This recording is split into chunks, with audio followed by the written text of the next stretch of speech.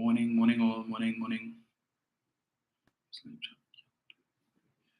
Good morning, Roxanne. Thank you for my brooms. Daniela Williams, morning to you.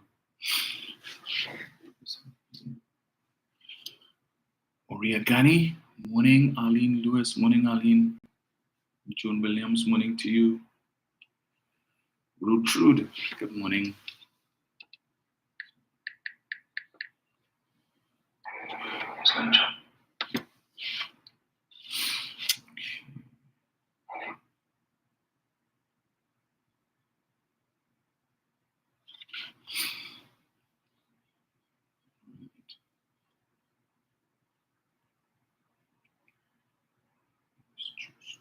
See Annette Beard, good morning. Phyllis Antoine, morning to you. Marilyn Cloud, morning. Will Raga, morning, sir. 15 million? 15 million! Another one of those crazy days, crazy mornings. So, yeah. See Phyllis on. So I have to jump off. I would eat or so. So let me see what I can do. Marva James, morning to you. Alison Boyce, morning, Alison.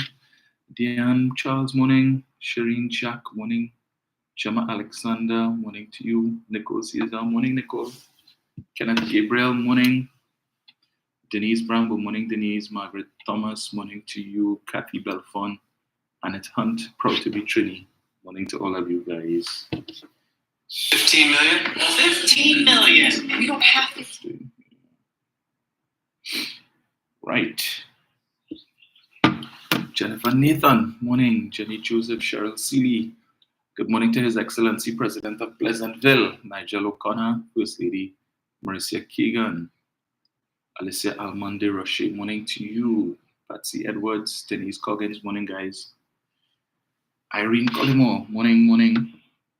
Right, so let me jump into it one time. So I saw yesterday.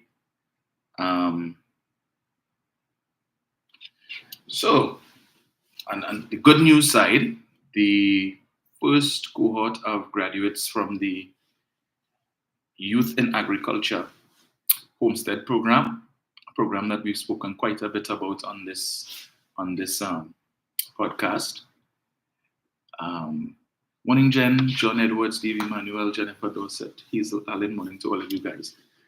Yeah, so I was saying the Youth in Agriculture Homestead program, an initiative of the Ministry of Youth Development and National Service, which is a 2-year agriculture program where persons between the ages of 18 to 35 get to study agriculture at UWI for two years, and the state pays the cost of it for tuition and so on.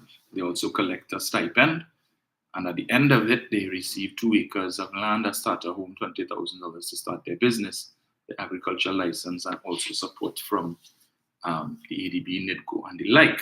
So they had the distribution ceremony yesterday, and the first 150 graduates received their 2-acre lots, right? So their deeds to their 2-acre lots.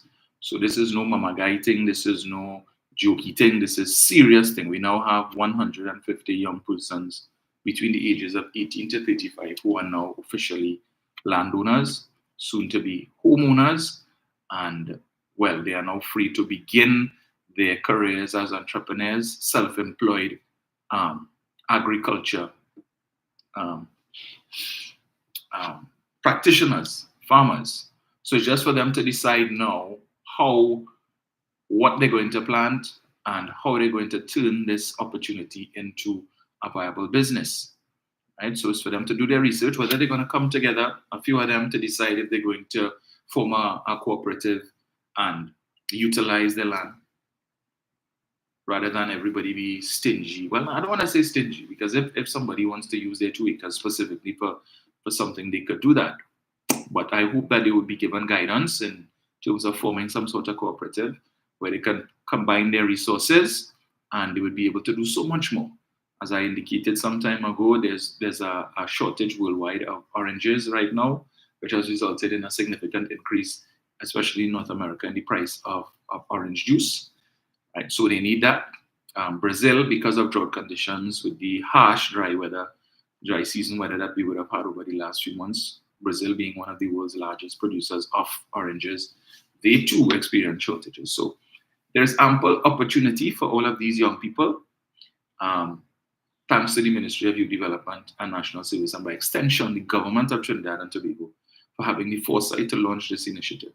As I said, unlike Mrs. Prasad Visesa and the UNC, who keep talking about creating jobs and 55,000 jobs, this government is about creating employment. So when these young persons begin to plant the land, so to speak, well, they don't have to plant it because they would have learned a variety of different agriculture techniques, whether it be animal husbandry, or if it is they want to go into hydroponics, if they want to go into aquaculture, they could go into these things, and opportunities, resources would be provided to them to do so, right?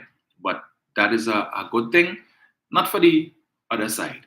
They will not be pleased. Well, they will be pleased for their members who would have benefited from it, because we know they promoted the programs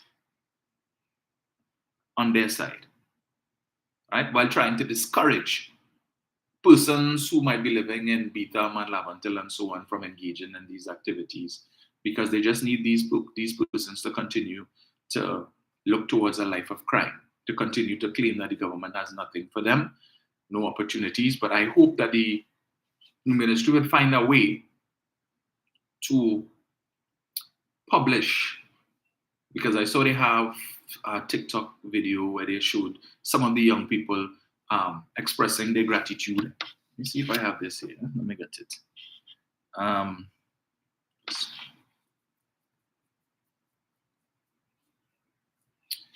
Let me see if I get it here. It's not there. One sec, let me pull this up. Just a moment.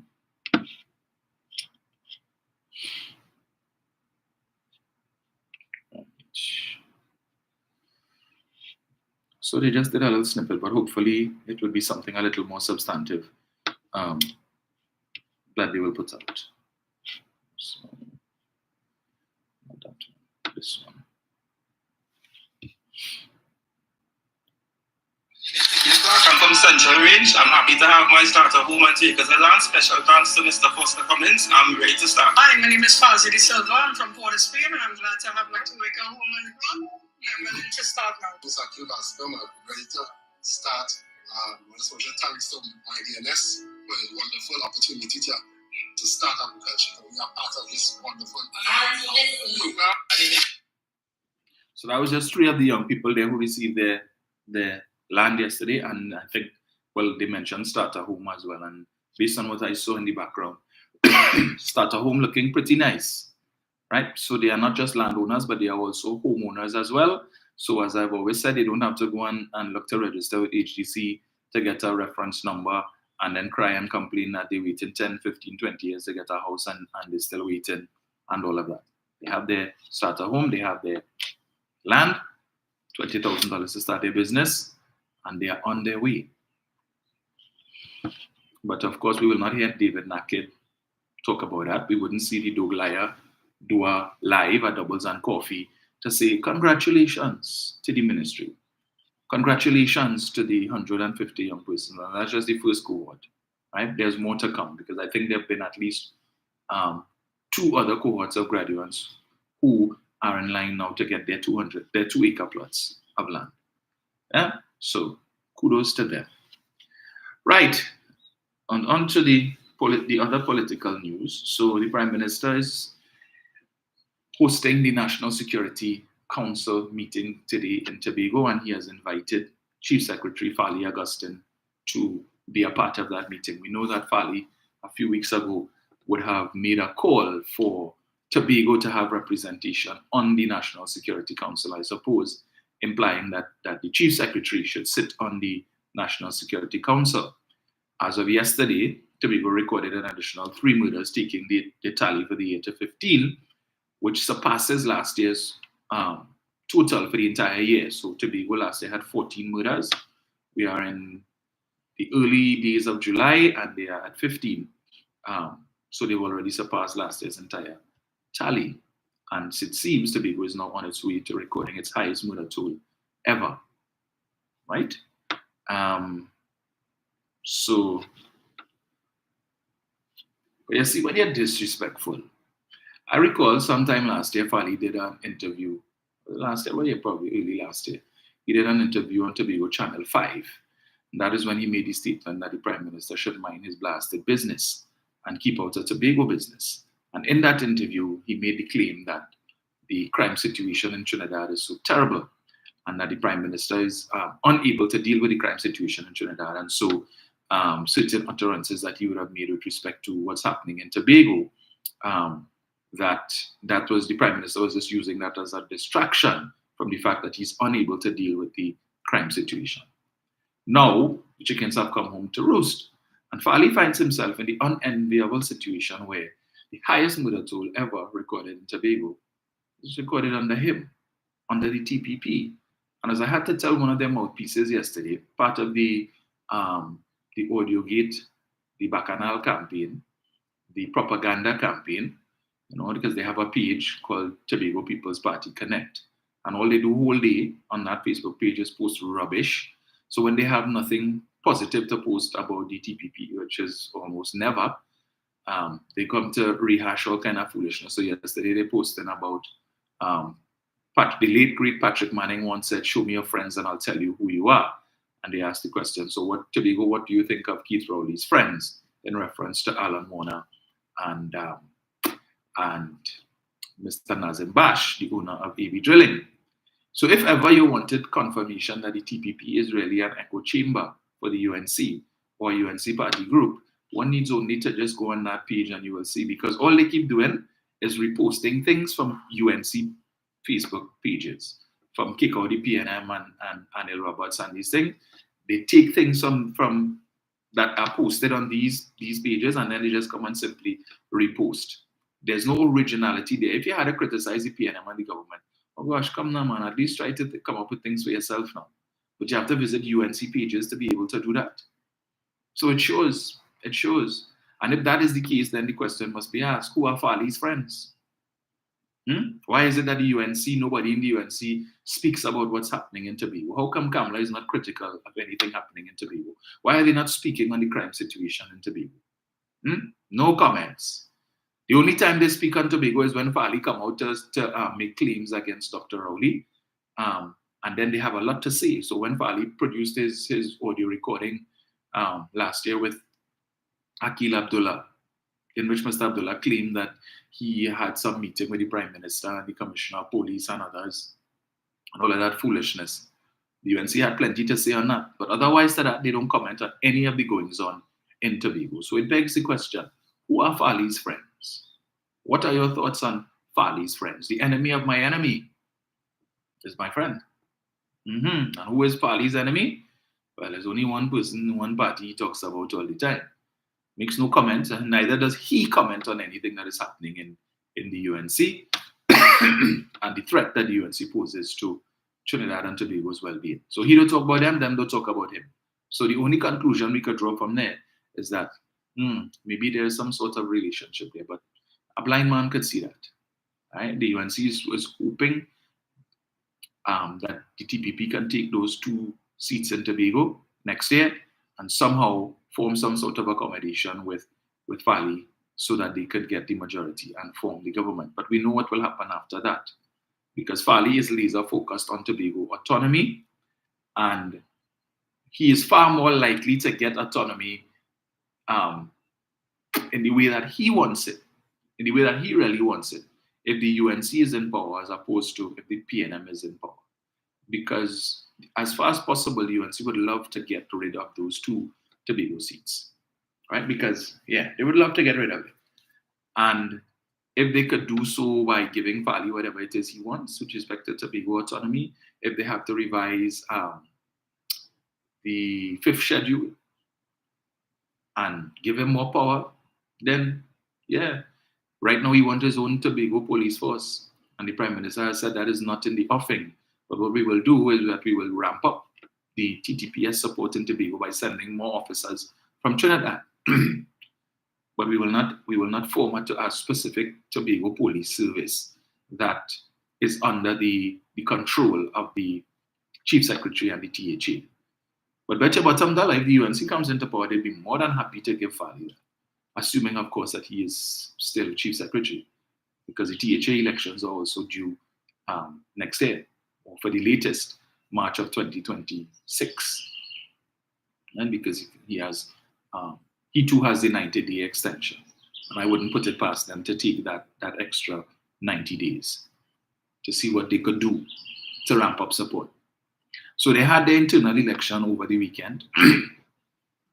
And while they would have indicated or published the new executive, for some reason, they haven't published numbers. And they're talking nonsense about, well, they still need to verify the numbers. So I read an article just now from Farley in which he was saying, the turnout could have been better. So he was a little disappointed with the turnout. However, he is certain that the turnout for the TPP internal elections was higher than that of the Tobago Council, the PNM's Tobago Council, Executive Council internal elections. Well, of course, Farley, most of the positions for the PNM's Executive Tobago Council were uncontested. So we had a vote for one or two positions that may have been contested. Obviously, no set of people are going to come out.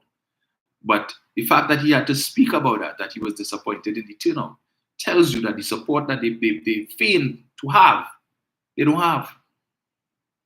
Because if the UNC could declare their numbers the day after, and the PNM could do the same, why it is you all can't do it?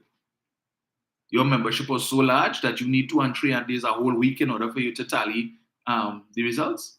Come on, you're not fooling anybody. The fact of the matter is that you don't want to publish the numbers because, as he said, it could have been better. So it tells you the turnout was poor, very poor. So when they want to give this impression, Tobago gone blue, and there's a blue wave in Tobago, and they decimate the PNM. Rubbish. So Farley needs to consider that in 2010, the 2 Tobago seats went to the People's Partnership, and 5 years later, it came back to the PNM. 5 years later. So when they figure, well, okay, we get 14-1 and we did well, and that's the end of the PNM and Tobago, they have another thought coming. Because he has to deal with this crime situation, and they're trying to stand. So the narrative now is that the murder situation in Tobago is as a result of Trinidad. So gangsters from Trinidad going to Tobago and committing these crimes. That's the excuse. Let me just play something here for you, all right? So let me get this here. One of the most popular Tobagonians had something else to say. Get it here. Right, let me just play this. So this was an interview that was done, I think, on I-95 with Martin George. And Mr. George had a few things. Let me just get this here, right? So, right, just give me 1 second, folks. Let me just pull this up.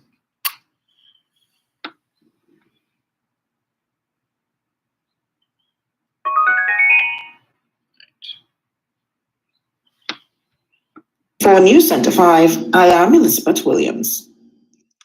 And head of the Tobago Business Chamber, Martin George, says it is time to face the criminal activity on the island. Mr. George tells those in authority there have been enough excuses. Tobago, we have to stop making the excuses that we are accustomed to making. We have to stop saying that it's gangs from Trinidad infiltrating Tobago. We have to stop burying our heads in the sand, whereby we refuse to acknowledge that we are raising and breeding our own homegrown bandits in Tobago. We have to face the reality that crime is at our front door, crime is at our doorstep, and many of the perpetrators are persons we know, persons in our community, persons in our families, persons in our homes. Speaking with News Center 5 earlier today, Mr. George also made a plea to government to do more to preserve the sister isle.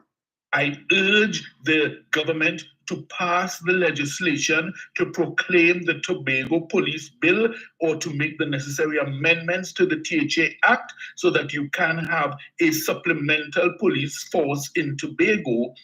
I also call upon the TTPS and I call upon the Commissioner of Police, because certainly we have to ensure that Tobago, as the smallest police division, is a place that remains a safe space and a safe place for us all. Mr. George assured that he and his chamber will do all they can to assist the authorities, but they themselves must take the lead. Meanwhile, DCP Operations Junior Benjamin tells the Joint Select Committee. Right, so that was Martin George there. I'm telling Farley and the members of the TPP, the executive of the TPP, and also the membership, that, listen, you see this thing, or they keep making excuses to say, well, they're coming up from Trinidad and all this shooting and all. Tobago, compared to Trinidad, it seems has now become the drive-by capital, because you hear more drive-by shootings taking place in Tobago than you're hearing about in Trinidad. And as he said, they need to stop burying their heads in the sand and trying to blame as the gangs from Trinidad and his Trinidad criminals coming up here and doing that. No, as he said, your own homegrown bandits, where you know where it came from, and they don't want to accept the fact that when they were campaigning in 2021, first of all, born in sin and shaped in iniquity, the TPP, right, was born out of the PDP. And they all went into an election with a man who was on criminal charges for rape, sexual assault. So Jenny will give us the counts, how many counts of this and how many counts of that, right? What example did that set? We was telling, yeah, you could do them thing and it's okay, man, it's all right. So you started off wrong with leadership that went into the election with criminal charges. This is a man who was also convicted of a crime for when he pulled the fire alarm in the courthouse. I think it was in Arima or something like that, right? But what example you set for the same young people now? Further to that, when they were campaigning, they were promising all kind of jobs to these same young people. Don't worry, Watson Duke, I'm looking to find that video. Watson Duke was going all over the place, right? Stand up outside a big truck and promising them, if you need a job, you will get one under the PDP. Put us into power, and if you need a work, you will get one. Nobody will lose their jobs, we will only hire. But when they came into office, what did they do? They said, we go in and put out the political hire. So everybody who have a work because the PNM give all it, because you're a supporter of the PNM, we bust in your throat. A whole unit, 17 people they fired. 17 people they fired, got rid of an entire unit. They said, Farley said that those were political hires, hired by the previous PNM administration. And they only got the jobs because of their political support. So who you hiring? If you are hiring PNM people, we are hiring PDP, TPP. So what is that? That's not political hires. Same thing you condemn, the same thing you're doing. Not so? But instead you want to use public monies to create a propaganda machinery. Pay people to sit down whole day and only write crap and post rubbish on social media. And we're seeing it with this Tobago People's Party Connect. There's several of them. JB Harper, My Sitter Tuck, Tobago Rose, and a few others of them. Yeah, that's all they're doing whole day. Only publishing rubbish on this thing. And I said, but these people don't have jobs. Whole day. So it seems like that aspect of the audio gate was in fact put into effect. So the police need to look into that and probably visit that Facebook page and have a chat with some of these people to see where they're working. Because if it's whole day they're doing that, yeah, it leaves questions. Are you sitting in a row every month again a paycheck from the THA? But anyway, so all the young people that they promised jobs to and didn't give, right? One of their favorite mouthpieces, Bernie Jack Gregg. For months, she was complaining that they promised her son a job, and her son have his passes. He have his O-level passes, and he went and he did some courses in photography and this and that, and they promised him a job doing photography for one of the divisions, and then nothing. And every time they when Faith meet him up, don't worry, we won't forget you, we won't forget you. And she was all over the place. She says, my mouth helped to put them in power, and my mouth could take them out. All of a sudden now, she ain't back talking them again. So I guess the son probably get a job. So she happy. Yeah? What's in it for me? So I get, my son get, good. We good. So I could continue now to bad talk the PNM. So every time Keith Rowley does a press conference, she feels the need to come on right after and do a live and give running commentary to badmouth the Prime Minister. So that's what they're doing across on that side. But there were a lot of young people who they promised jobs to who still haven't gotten jobs. When it is young people telling them, I want a morning work, they don't want no 8 to 4. And Dr. Rowley has referenced it on numerous occasions. They just want a morning work. They go to work 6 o'clock, and by 9 o'clock, 8:30, 10 o'clock for the latest, you're back home, right? But you have a paycheck to collect at the fortnight or the end of the month, as the case may be. But no such programs in Tobago. No, most of the jobs that would have been given to Tobago contractors, as was the case when the PNM was there, they've given it to Trini contractors who bring in their own workers, right?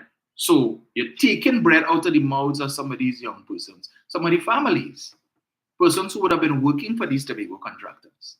Then you have Tobago contractors who did work under the former PNM administration, who 2.5 years later are yet to get paid for the work that they did because Pali said he do an audit. And this audit taking 2.5 years at the expense of taxpayers. We have money, and the central government, they're giving we enough money, but you have money to pay for audit. Because the longer the audit goes on, it's more money you need to pay, billable hours, right?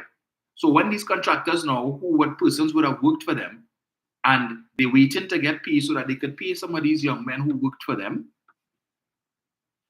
they can't do it.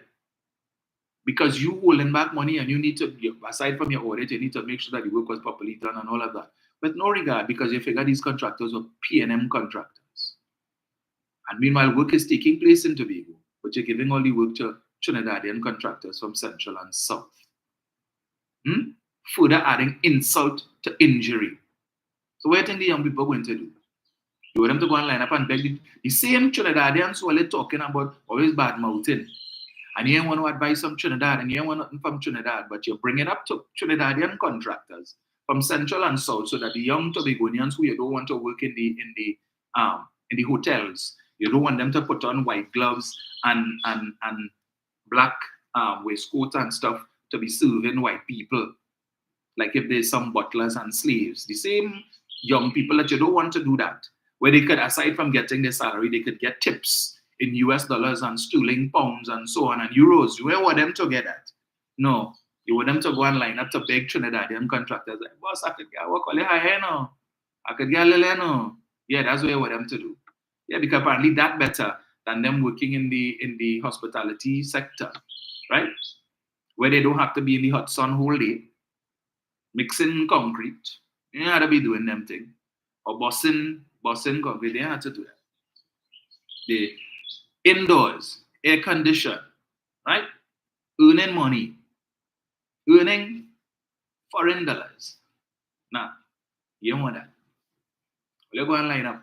When you see this contractor come up and that contractor, once you what they could do, see how much all they will take.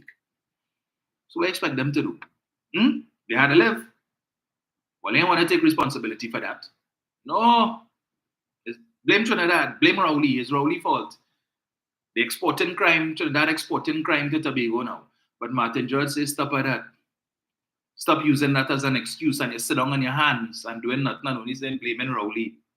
But when it is that the TTPS last year, when they were sending officers from the TTPS and from licensing to be conducting roadblocks and regular roadblocks, so that these fellas, if it is that they were on the road and they had the guns in the car, that they could have been intercepted and these guns could have been taken off of the streets and these fellas could have been arrested and charged. What happened? The same Valley and the THA executive was complaining that the TTPS Trinidad officers and Trinidad licensing officers coming up to Tobago and only terrorizing Tobagonians. Terrorizing Tobagonians. Yeah, because they're stopping them on the road and they're ticketing people who don't have a valid license, persons who don't have insurance. And that is terrorizing them. Leave the people be now. Let them continue to operate outside of the law. So you have no insurance, but you're on the road. And if you run into somebody's car, somebody's property, you have no insurance money to pay, and it's hell for this person to catch. Yeah, but that's okay. Let them continue. Leave the people alone. When the same party, who today you're all calling on the commissioner of police to do more. But when he stood up in a press conference and made, was it a press conference or no, it was a TPP meeting, said that the commissioner of police, how she wearing Balize bloomers. I wonder if all you remember that. You remember that, Fali? When you were insulting the commissioner of police and her Balize bloomers? We had to say no, but you're going and sit down in the National Security Council meeting this morning to sit face to face with the same commissioner. I wonder when you walk in, you may ask her to lift up her skirt. You want to see if she wearing her Balize bloomers today? You're going to do that? How foolish. What a foolish man. You feel the commissioner in here say that, so what are you going to do? You want to be in the National Security Council. So she's going to be there today. And they should put her to sit directly facing you. And when you have to address her, they're going to say, you're going to tell her, you're sorry? No, you ain't sorry. But you have to go and sit down like a fool. And then complaining. Trevor James, he say when you see the police, the TTPS land in Trinidad or the licensing officers, as soon as they land at Crown Point, he's sending them back. So what are you complaining for now? Deal with it. Deal with it. You don't want the TTPS, you don't want Trinidad officers, and you don't want licensing officers coming up and doing their work in Trinidad to augment, to assist the Tobago officers. Well, then you deal with it. Don't cry and complain now when it is that the murder situation in Tobago is out of hand. Gun violence in Tobago is out of hand. Because last year you were singing a different song. Let the TTP, let them stay in Trinidad. Well, you don't need them. You don't need their help. Now you want to establish a Tobago police force to do what? What could the Tobago police force do that the TTPS in Tobago can't do? What could they do that you can't get from if it is you increase the number of officers? Why can't you ask the authorities to increase the complement of police officers in Tobago? No. But you want a supplemental police force in Tobago that is under the control of the THA. So now they have to go and give you money, find money to buy new vehicles for the supplemental unit. They have to give you money to be able to rent a building to house this supplemental unit, to find salaries and other benefits for this supplemental unit, to buy equipment for this supplemental unit when you already have police officers in the force who have these things. They have the vehicles, they have the equipment, they have the uniforms. All these things you want the central government to now go and find money for. Because you ain't making any money in Tobago. But you ain't want nothing from Trinidad. You want autonomy. Well, show that you're autonomous. Make the money in Tobago. Make it. Did you see when you're a fool? But Tobago vote for that. Because when we were telling them, these folks are no good. Oh, all you're jealous. All you just trying, all you want to keep Tobago under all your heel.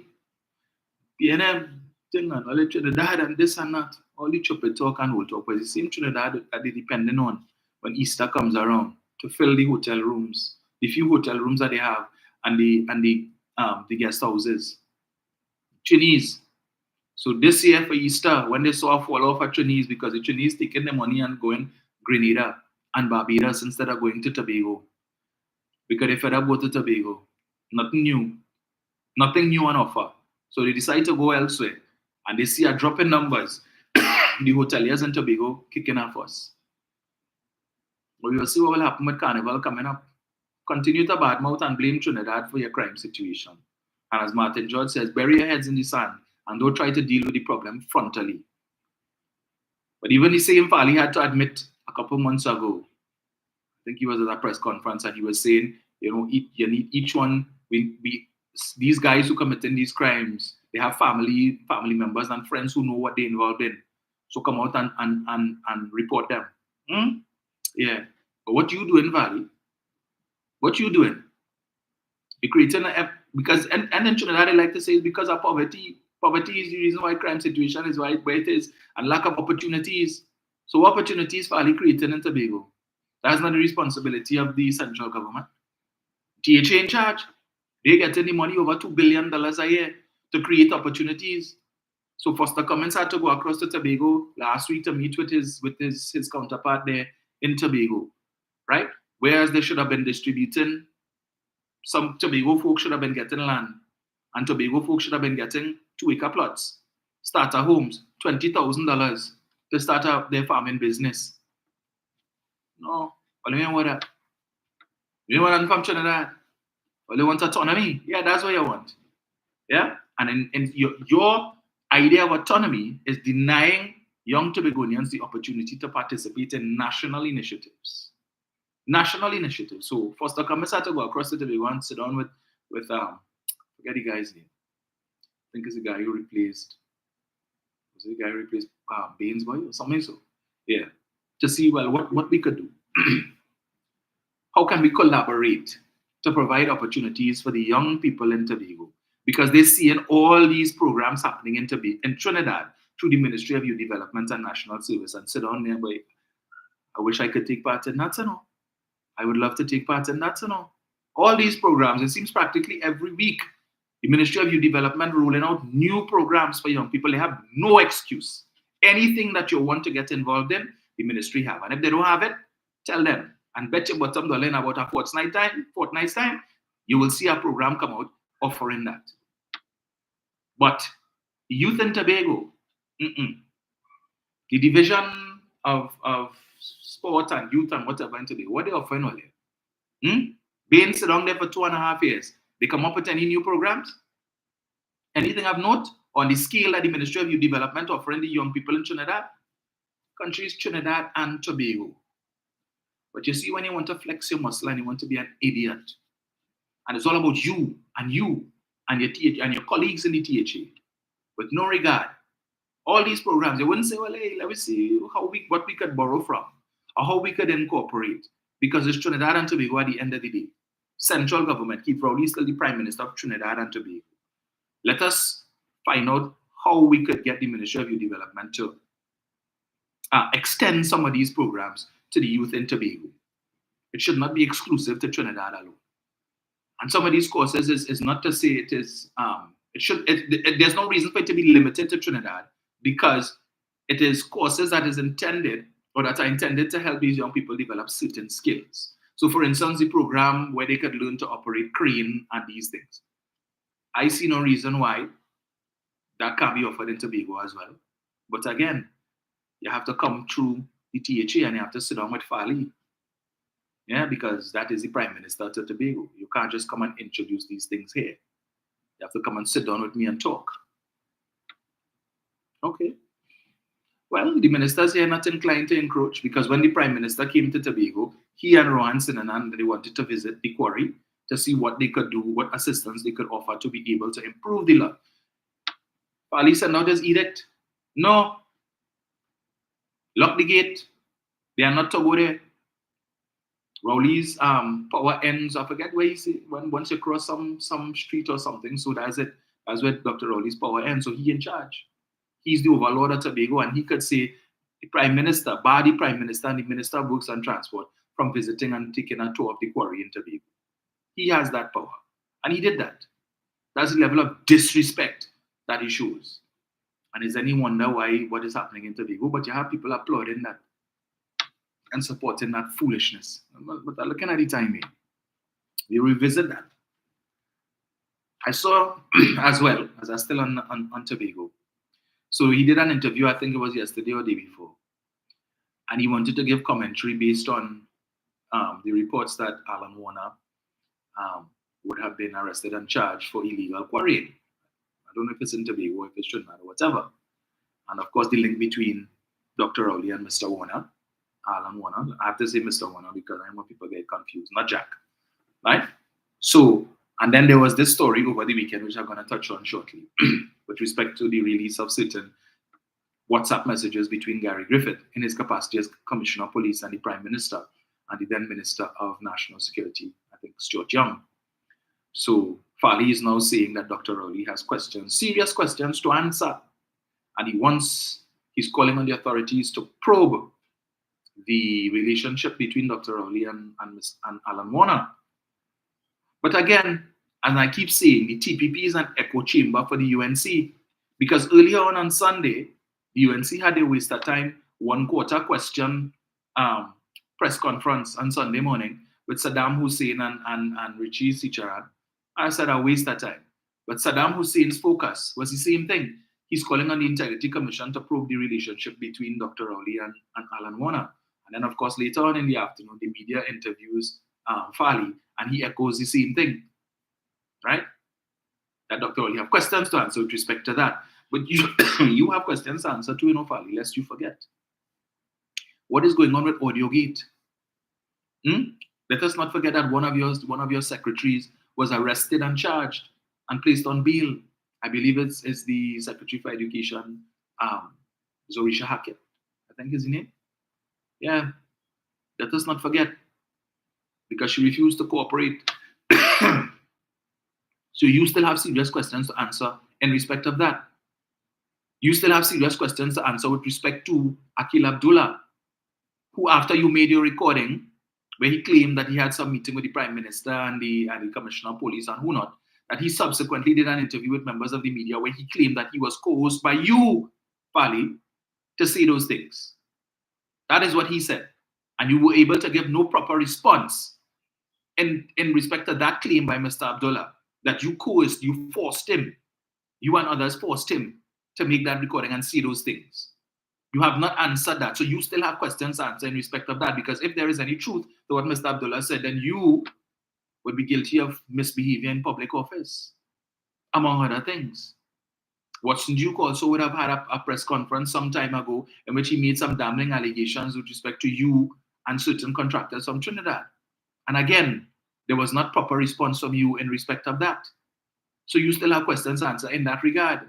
So when you want to call out the Prime Minister and we have serious questions to answer and all of that folly, check yourself, pal. Look in the mirror first. As they say, people who live in glass houses. Make sure you're living in a solid house before you're looking to pelt big stone. Because the Prime Minister could take those same stones and pelt it back at you right now. You have plenty of questions to answer about a lot of things. Some of which I wouldn't mention. But anyway. So, the former Commissioner of Police, Mr. Griffith, once again,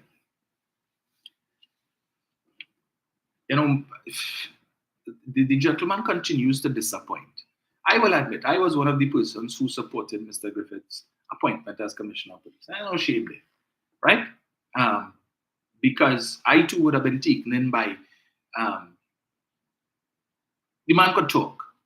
As I said, prior to him becoming Commissioner of Police, even about a year or so before that, or 2 years before that, could have been, where myself, Rika Ramjit, we would have had a meeting with him back then when the ILP was still around, and there was some consideration for some sort of accommodation between what was then the Alliance of Independence, or something like that, whatever it was called. That was some couple of years ago.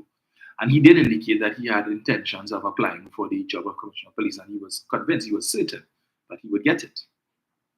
But he could talk, the man could talk the talk. You hear him talking about broken windows theory and so on, and some of the things that he would say that he believes could assist in the crime fight. He convinced you. So I supported that, as did a lot of people. And there are some people, a lot of people who still support him. Albeit the basis for that support is rooted, unfortunately, in well, subterfuge, if you want to call it that. But I too was convinced, right? But the man, since the meeting office as Commissioner of Police, has continued to show himself to be a colossal disappointment, causing the Prime Minister to have to say the worst mistake he ever made in his life was to appoint Gary Griffith as Commissioner of Police. I cannot understand how, as a former Commissioner of Police, as a former captain in the army, a former Minister of National Security, a former National Security Advisor, all of which were, well, that was a unique position that was created by Kamala Prasad Bissessa. Again, because apparently she looks at too much Fox News or MSNBC or CNN, because as Prime Minister, she had a National Security Advisor, she had a press secretary, all of these things, unnecessary, right? You're padding your cabinet to just give jobs for the to the boys. But having held all of these high-level positions, at one time he was the head of household for the Prime Minister's residence and so on under Mr. Pandey.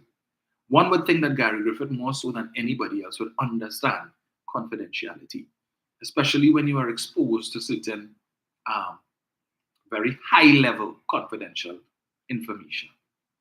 And notwithstanding the fact that you may be out of the positions now, to now come and use I don't want to say information, but this correspondence that found its way in the front page of a newspaper this weekend would have been confidential between the Prime Minister and Mr. Griffith, confidential between the Minister of National Security and Mr. Griffith, right? But it speaks to the mind of the man. Now, I will admit I don't really delete WhatsApp messages. I would archive them. That's why it's good to have a phone with a lot of storage space, right? But I don't do that for the sake of wanting to hold that to say, well, hey, in case in the future if I need to use this information to. No, that's not the intent. Because sometimes I might need to go back to look for something that I might have sent to the person because I would clear storage in the WhatsApp itself, right? But the information or whatever it is still embedded in the chat. So somebody might have sent me something and I need to go back. So sometimes, for instance, I might be looking for clips to play here, and these are things that I would have sent to Bruce Wayne when I was on 91.9, and I could go back into the chat and go back a year, 2 years. Hey, right, there's the clip I was looking for because it's still there, right? So things like that. But it speaks to the mind of the individual that when now these chats could just find their way on the front page of a newspaper. And one wonders, what was the motive? What was the motive? So is it that you just kept these things just in case? To now bring it out? Look at Donald Trump. Donald Trump has a case before the court with respect to him being in possession of classified documents from when he was president, and upon demitting office, would have taken boxes and boxes of some of these classified documents to Mar-a-Lago with him, right? And now he's facing a charge of being in possession of these documents. They played a recording some time ago where he was having some party or some line or something with some young ladies, and he was showing them these documents and the like. But there's a reason why these things are considered to be confidential. I can't understand how you could still have persons endorsing this individual, just wanting him to come back as commissioner of police or even to serve as a minister, right, in the next government, when he has shown that he has no respect for confidentiality and would use these things, WhatsApp messages between yourself and the Prime Minister yourself, for political gain. I listened to Ralph Maraj yesterday talking to Darian Marcel. And Darian would have addressed this matter and then called on Ralph to give his 2 pence. Only to hear Ralph talk nonsense about he don't see anything wrong with what Gary Griffith is doing, right? And that is part of the cut and thrust of the politics and the like. But I want to ask Ralph, all of the things that you were privy to when you were Minister of Foreign Affairs, you ever come and talk it? You ever come and talk it, Ralph? You see any other commissioner of police doing that foolishness? Any others? No.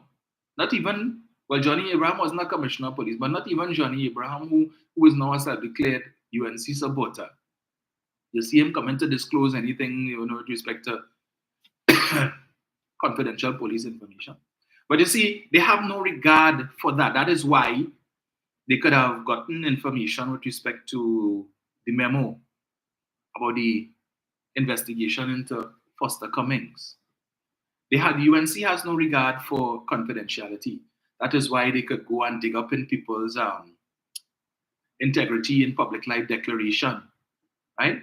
And then come on and talk about the contents and tell you this person has this and this person has that, and then bring copies to show you and put it up on the big screen. No regard for people's private business, which is why it is very difficult sometimes for the government to get good people to come and serve to come and sit on state boards and bring their expertise to benefit the country because of things like that.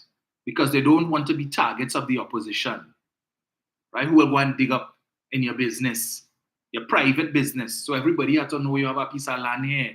Everybody has to know that you own a house there.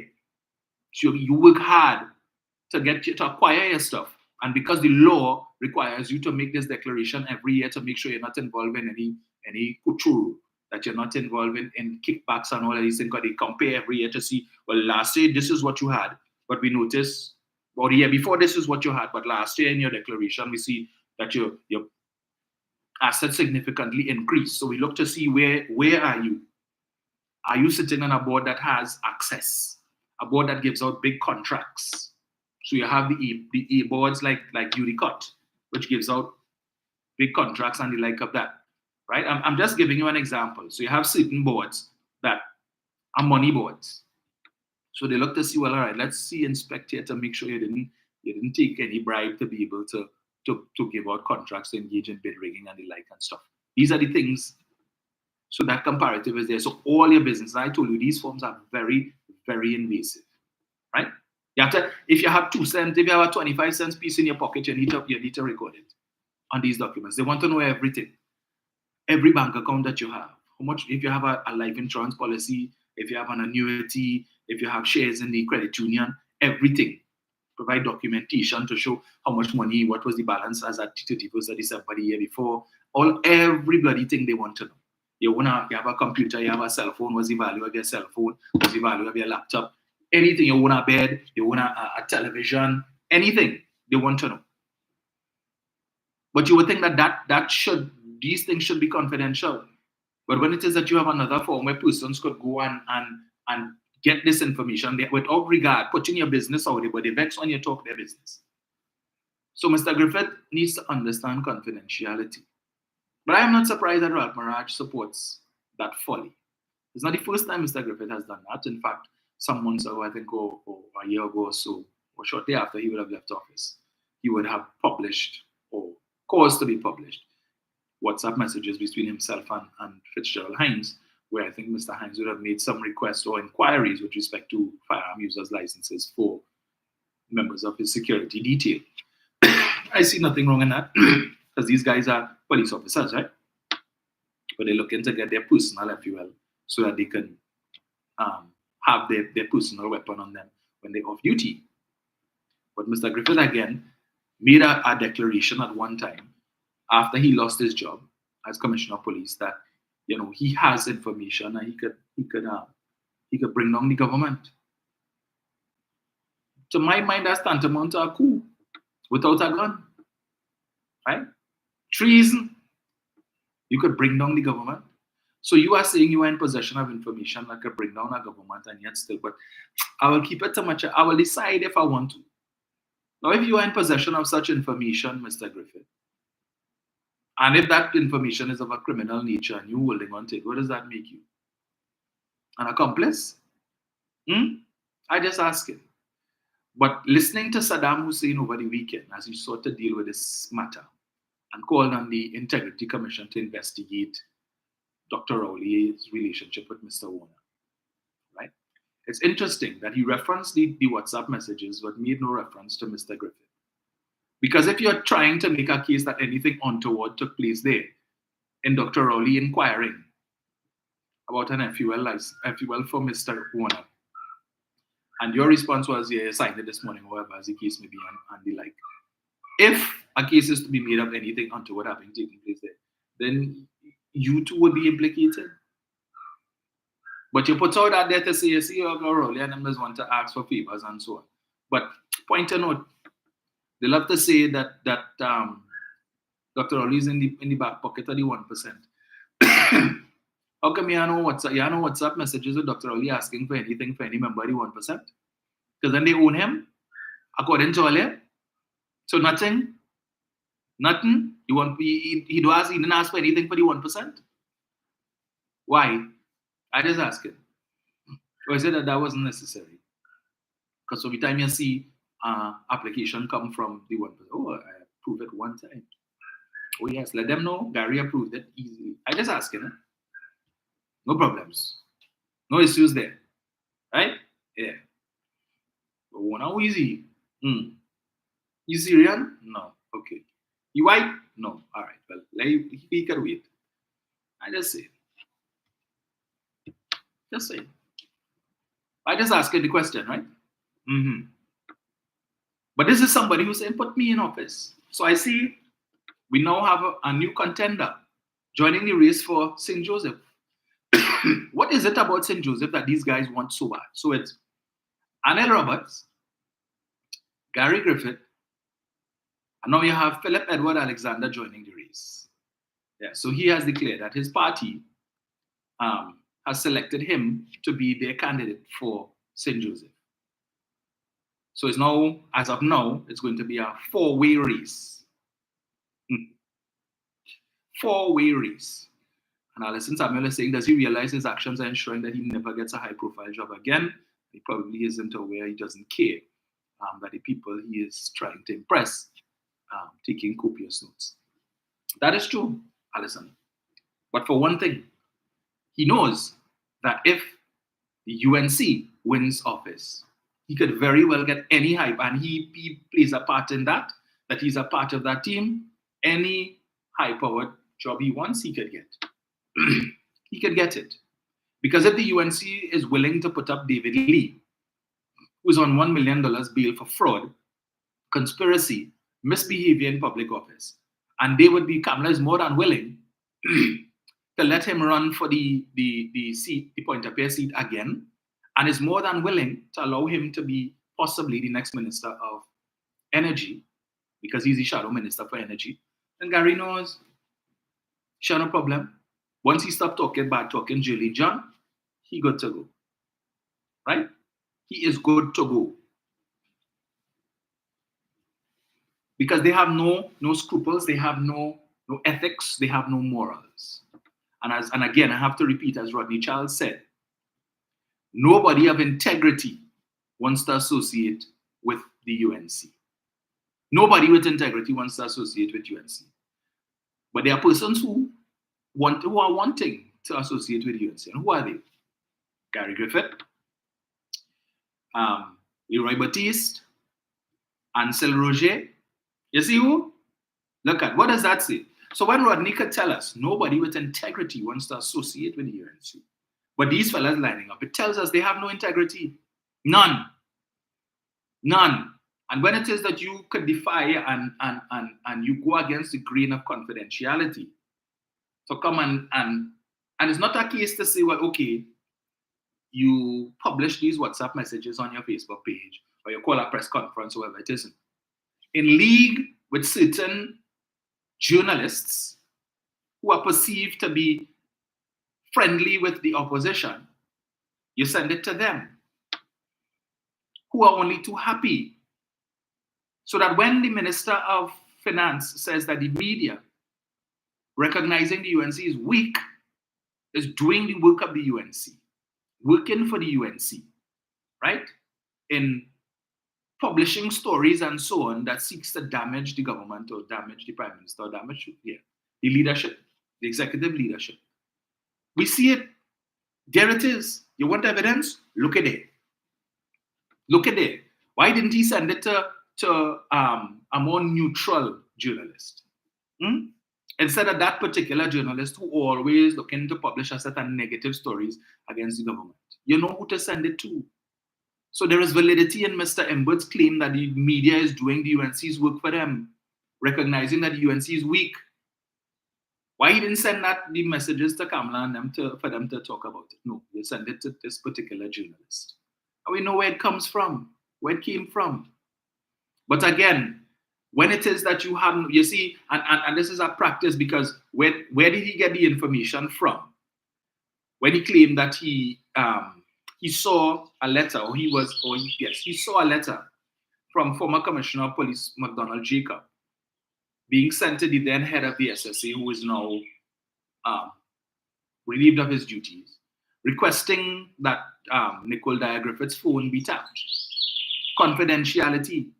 But you see, you're encouraging people to break that rule with respect to confidentiality. And these are the things that people lose their jobs for, right? You would see employers fire people on the basis loss of confidence. We've lost confidence in you. So that's like somebody working in the bank and you have access to people's private information and you could go and dig up. It's very easy as a former banker. So you could just go on the computer, put in somebody's name, whoever it is, and you see if they have accounts with that bank, you see in all their business, how much money they have in their account and so on, and you could go and talk that talk. That is thing to get you fired. I had nothing to do with, and it's well, okay, and Paul. No. Confidentiality, keeping, there are certain things that you keep to yourself. I mean, when I was in my ILP days, when we used to have lines with Mr. Warner and so on, there are plenty of things that Mr. Warner told us about Kamala Prasad, things that he told us about UNC and so on. But I wouldn't come here and talk that. Because again, I still respect confidentiality because these things would have been said in a certain setting. Confidence, right? So I never come and talk it. I would love to. But again, time and place. Time and place. There are certain things you could cipher and say, well, okay, all right, I could talk this, I could talk that. But this man have no respect for that whatsoever. As a former commissioner of police, you were privy to be sitting on the National Security Council. I mean, that is like cabinet. You sitting in cabinet and you have cabinet minutes and the like, right? There's a reason why these documents are considered exempt. Certain confidentiality. They don't talk these things. But you just over there. So it's like if you could do these things, well then it begs the question, when you're in private circles, sit down with your friends and whoever, what else you just talk? What else you talk about? And they figure, well, okay, well, it's my friends and them and we in close circles, so I could talk about this and I could tell them about that and whatnot and stuff. And this is why the Prime Minister had to say he lost confidence in Mr. Griffith. And when the Prime Minister said that, plenty of people didn't understand. But again, Dr. Rowley didn't do what Mr. Griffith did. To come and, he merely said, I sent a letter to the PSC informing them that I have lost confidence in the Commissioner of Police. But if Dr. Rowley was a vindictive, nasty man and wanted to follow in Gary's footsteps, you know what he could do? Cause the letter that he sent to the Police Service Commission to be leaked. I'm sure Dr. Rowley has WhatsApp messages too, which would reference and show the disrespect that was shown to him by Mr. Griffith. Right? I'm sure he could do that. But he's not going to do that. He could be petty and say, well, we're going to play tit for tat. If that's how you want to play it, no problem. So I could show people why I lost confidence in you. So let me send out the letter. Let me expose the letter. Or let me expose somebody to the WhatsApp messages between ourselves. Showing people the way you deal. He could do that. But he's not going to do that. Because that is not in him. So this is a man who has hopes of being Prime Minister, hopes of being a kingmaker. Because if perchance he were to win the St. Joseph seat, and let's say it comes down to it where his seat could make a difference, deciding who would form the next government, obviously he would use that to bargain to become Prime Minister, as case may be. But as a citizen, I wouldn't have confidence in you. As a former National Security Minister, who was privy to the highest levels of security information in this country, and this is what you demonstrated. What example you setting? So how can you go back now to being because if you do things like that, and let's say perchance the UNC were to come back into power, let's say Gary Griffith doesn't contest a seat or he doesn't win his seat, and the UNC wins, and they have confidence in him and decide to give him the job of Commissioner of Police once again. How can he, as Commissioner of Police, reprimand officers who might be found to be giving out confidential information, as obtained in the case of the memo with respect to the investigation into Foster Cummins and things like that? So if an officer does something like that, how can you, as the commissioner, reprimand him or her when you have demonstrated that you have no regard and respect for confidentiality? So you can't lead by example. You decided to take that, what you will do? Suspend them? Or take whatever action against them for things that you do? Do as I say, but don't do as I do. How can you expect your junior officers to respect you when you have no respect for confidentiality? So officers who are exposed to all sorts of information, when you had your NOC and your this and your that and all of this thing, people's private information, you basically said, well, it's okay. You know, when you leave the service, you could talk that talk. It's all right. But this is what passes off for, or what we have on offer for leadership come 2025. That's what we have on offer. How unfortunate. Right? And this is the political leader of our party doing things like that. But there will be no condemnation. UNC not going to say, but had it been somebody else, if it was Dr. Rowley had done that, or it would have been a horse of a different color. UNC would have talked about that, but as I said, they had this Sunday morning waste of time, half a question, press conference. But no mention about that. No mention about the need to preserve confidentiality. Because you know what, yeah, Gary, bring it out. That's what we want.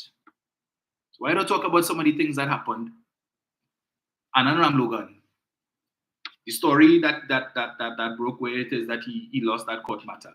And you are involved in that. Why don't send us some you had any WhatsApp messages between you and Anand? How did he contact you? He called you? Or he sent you a WhatsApp message to ask you to ask David? Why you have that WhatsApp? Why don't send that one? Why don't put that out? So we could see.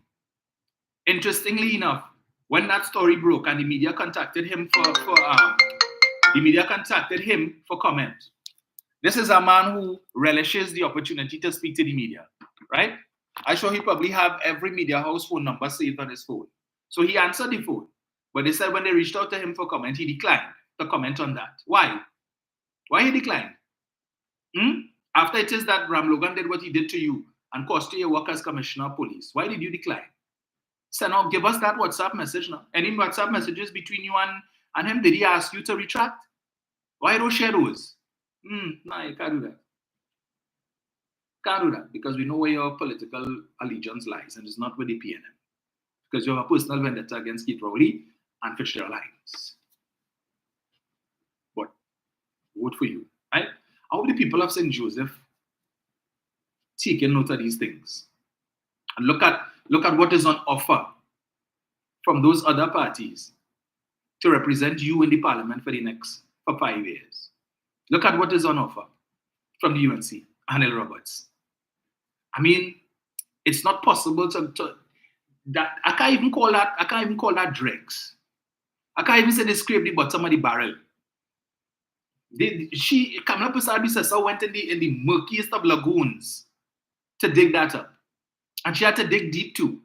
Right? As I said before, Anil Roberts was in the political cemetery, buried under 18 feet of concrete. She went and take a jackhammer and drill and dig up that tunnel and bring it back. Bring back that piece of filth. The man has one of the nastiest mouths in politics. And that is what she wants to offer to our constituency like St. Joseph. Right? That is the disrespect that she shows to St. Joseph. That's what she wants to offer to give you. A piece of filth like that. Look at the extent to which she went. He should have been rotting in the political cemetery. But she went and performed an act of political necromancy and bring back that to life. And say, look, and want to foist it on a constituency like St. Joseph.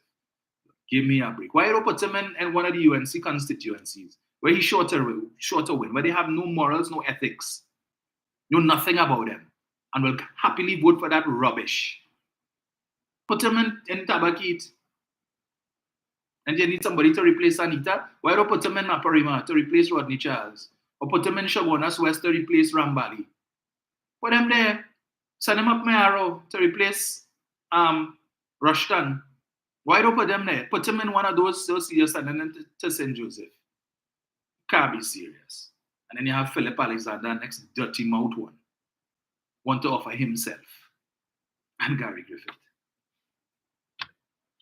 That should be a cakewalk for Terence Dale-Singh, right? Cakewalk for Terence Dale-Singh. Because let's face it, of the four of them, chalk and cheese. Three of them, they making no sense. Makes absolutely no sense. And three, and I went, look, Gary, so basically 3 of them is UNC. Any which way you put it, because all of them want to align. Anel is in the UNC, and then you have Gary want to form an alliance with the UNC, and Alexander wants. So all of them say, well, whichever one win, the UNC gets in the seat. So 3 of these things belong together. 1 of these things just doesn't belong. Terrence, you don't belong in that group there, right? You are separate and apart. The next 3, disgusting. Disgusting. But look at the quality of candidates that they want to offer people. David Lee, Ravi Ratiram, Anal Ram, the murky lagoon. That is where Prasad Bisesa has to go to look for candidates, right? From whether it be in the parliament or if it is as councillors, yeah, people like this one from the one who's supposed to be facing a gun charge in Monroe Road there, who pulled the gun on the woman, right? And the woman would have indicated, they sent an email to Prasad Bisesa, to Dave Tanku, and I think Monilal and others. Nothing was done, right? And even in the face of that, you all screen this man and still put him back as a candidate. Even in the face of this thing, police report showing that there was validity to what the woman said, and you all still screen him and put him back. Just like the teacher, the one who from forget whichever seat there in Tunapuna Piaku. You're a school teacher. You decide you want to go up for local elections, right? You have to campaign. You're gonna get a sick leave. You're supposed to be homesick, you know, but you're out campaigning when you're supposed to be homesick. You have a document that says you're unwell. You're unfit to do the job that you get paid for, which is to educate the nation's children. That is your substantive position. And you were able to find a doctor who examined you, give you this document and say, well, yeah, take 2 weeks. You're supposed to be sick, right? Because you put the principal in a position where they have to find a substitute teacher to teach that class while you're supposed to be out sick. But when you're supposed to be out sick, but you're still getting paid, the ministry's still paying you because you're on sick leave, but you're knocking on people door, morning, and the UNC candidate for the area. So shameless. You don't even know if you're going to some of the houses that you're going to is children in your own class, right? You're knocking on a door, you don't know who live in there. And next thing you see a parent of one of the children that you're teaching come outside. But sir, I thought you're supposed to be sick. What are you doing here?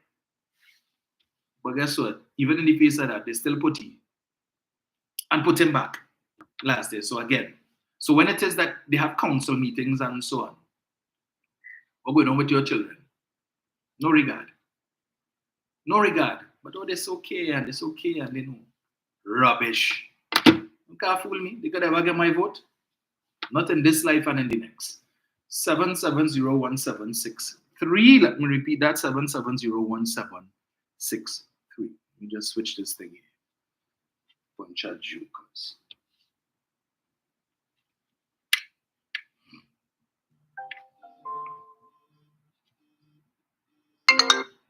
Just hold 1 sec there, Jen. Let me just set this thing up.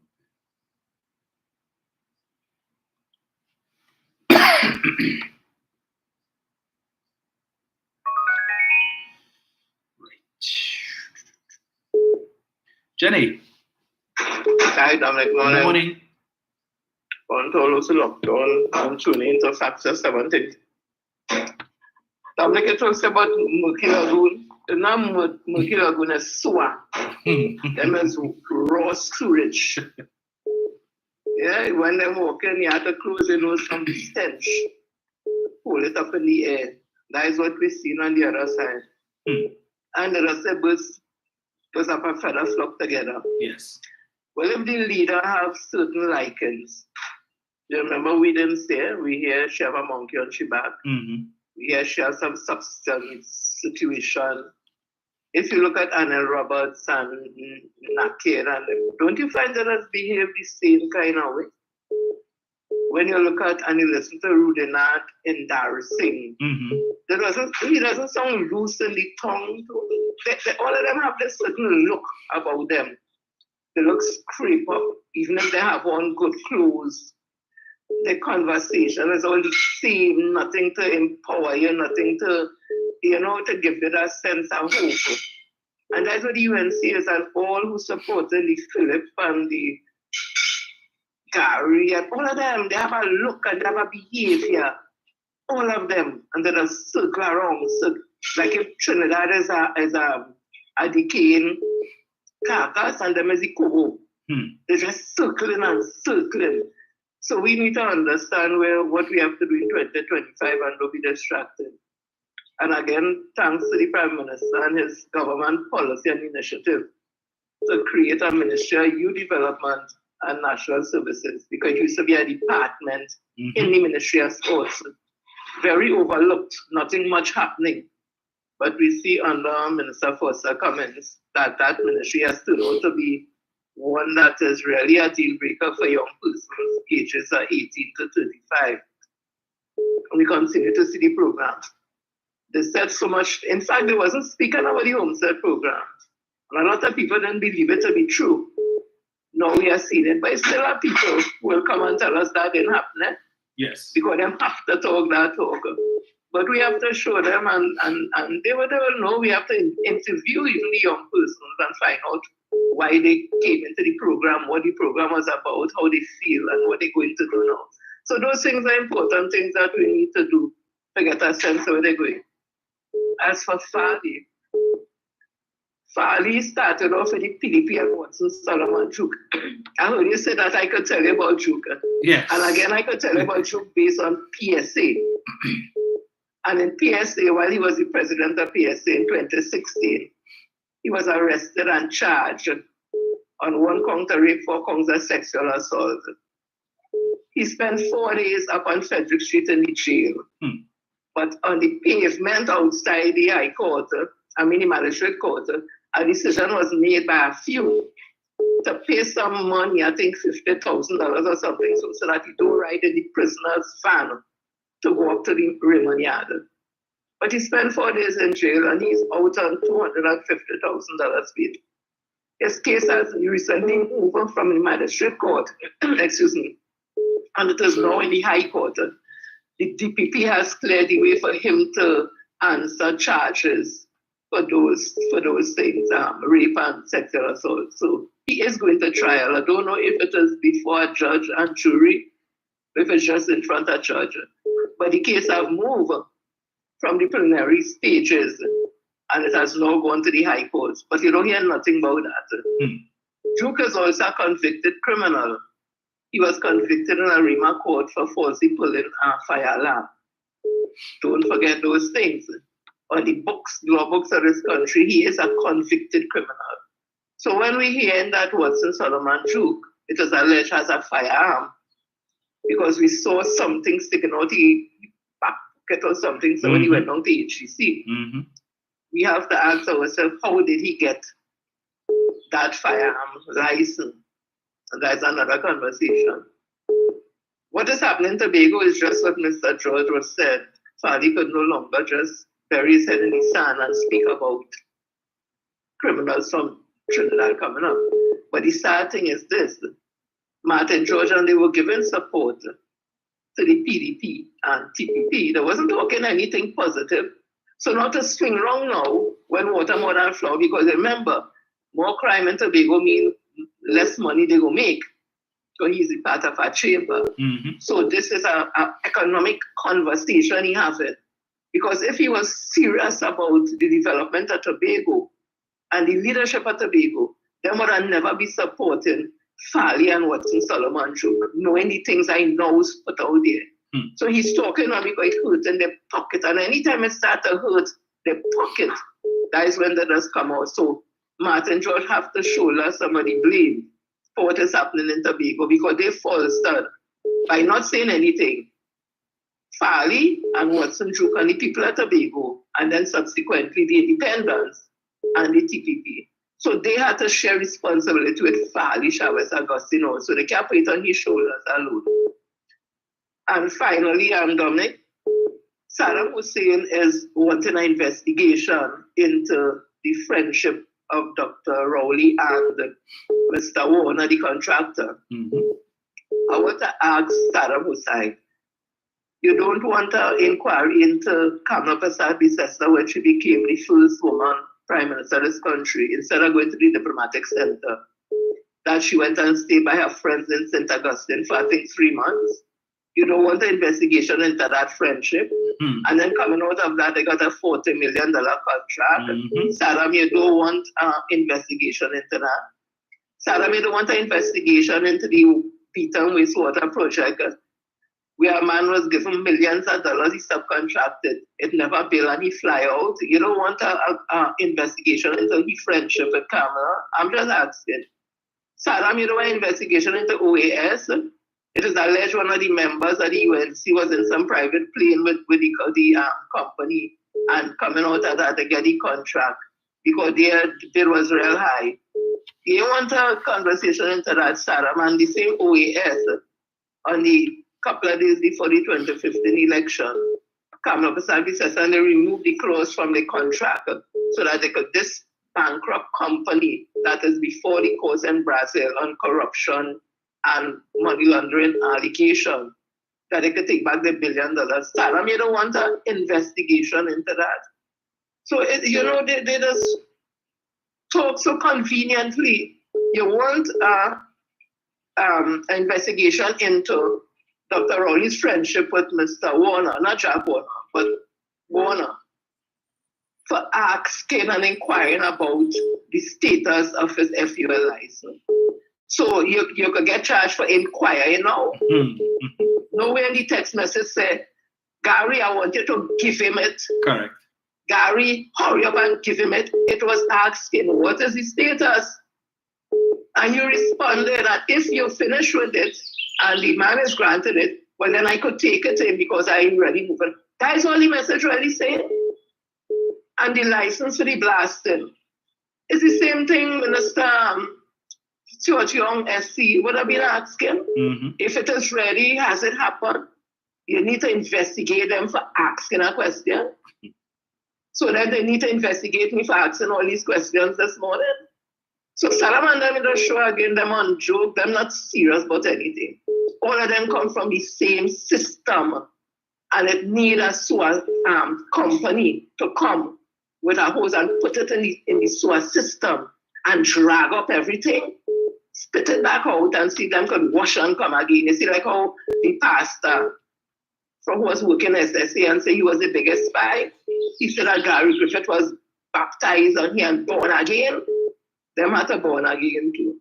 So I'm like, I just want to leave it there. Because at the end of the day, there's enough information out there. Nobody can say they didn't know when 2025 come. Anybody say that?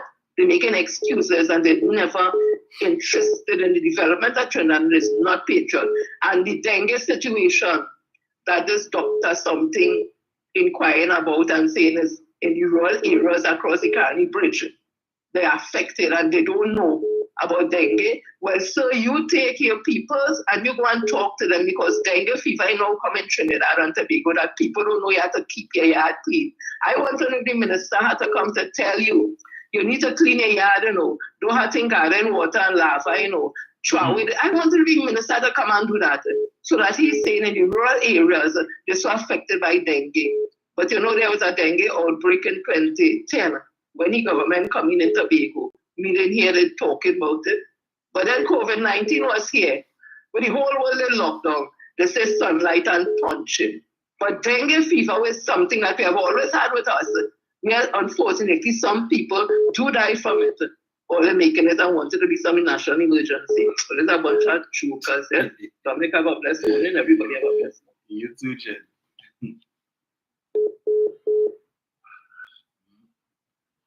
And someone reminded me, 34 million in live sports. I wonder if Saddam is interested in the relationship between Anil Roberts and the late Adolphus Daniel, because it is on record that the former Minister of Finance, Larry Hawaii, indicated that Anil Roberts brought Mr. Adolphus Daniel to him to discuss the live sport program. And then thereafter, we saw that the man got the contract. Saddam, you're not interested in that relationship? No, of course not. Hello, good morning. Hello? Hello? Yes, sir.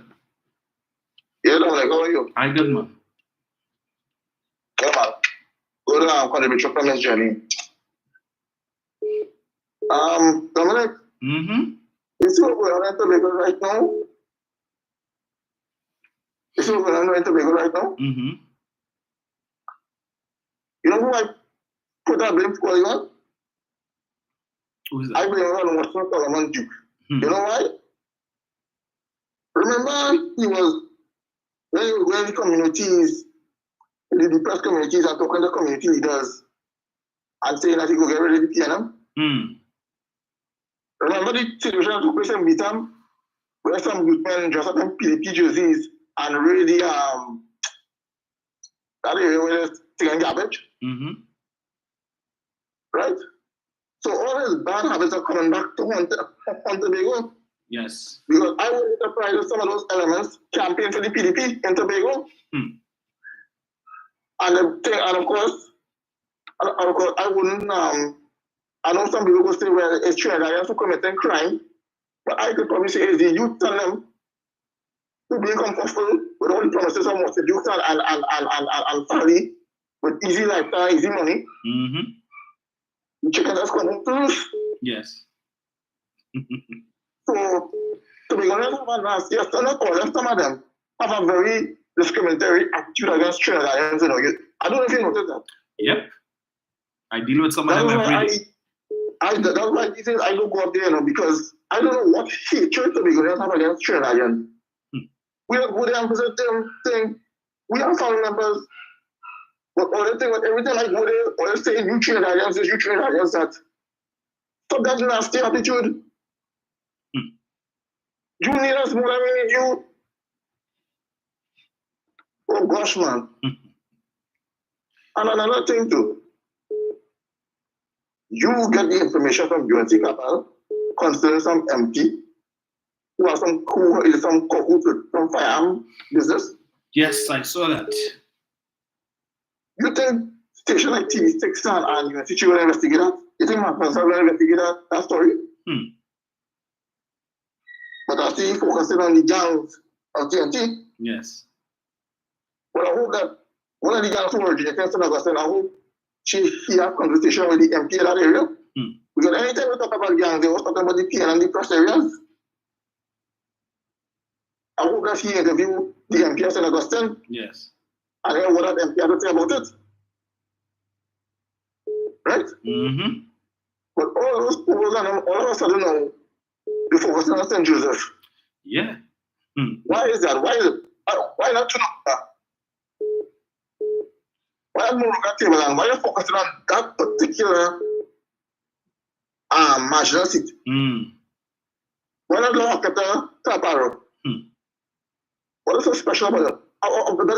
Why Sandy Gandhi? And they say Sandy Gandhi don't declare UNC? Yeah. So I'm very confused. Why they target St. Joseph?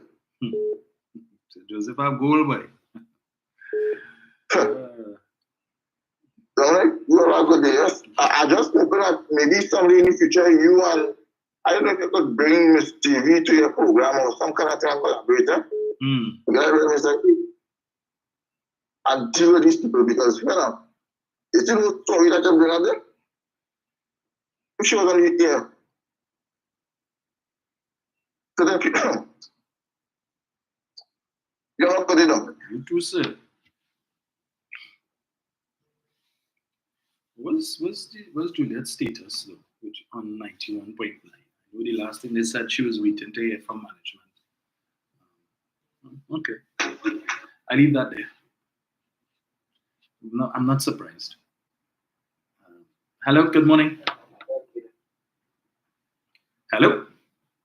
Hey, morning, sir. Morning, sir. To all of the answer stuff and things. Morning. You know, you was correct this morning about the program yesterday on 995. I was trying to get in what that Raj spoke yesterday. And like I told them before, one of the occasions I was able to get you. The gentleman brings no value to the crew. While the Darian tries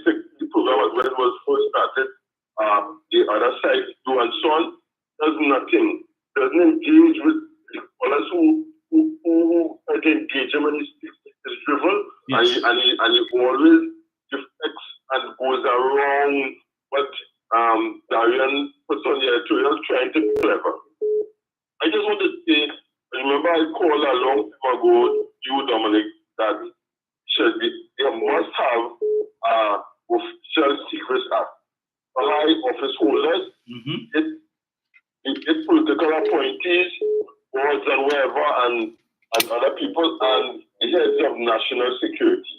And with what was revealed by the Prime Minister in Parliament, and really unfurled the story in the Sunday Express, it makes it all the more glaring why we need that. Right? So, people always cite a famous case against the Official Secrets Act in England, which is the GHQ case.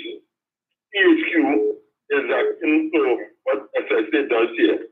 When functionaries during the early 2000s, after the Iraq War started and things, they had documents that Jonathan was publishing a story showing that the WMD story was false and fabricated, right?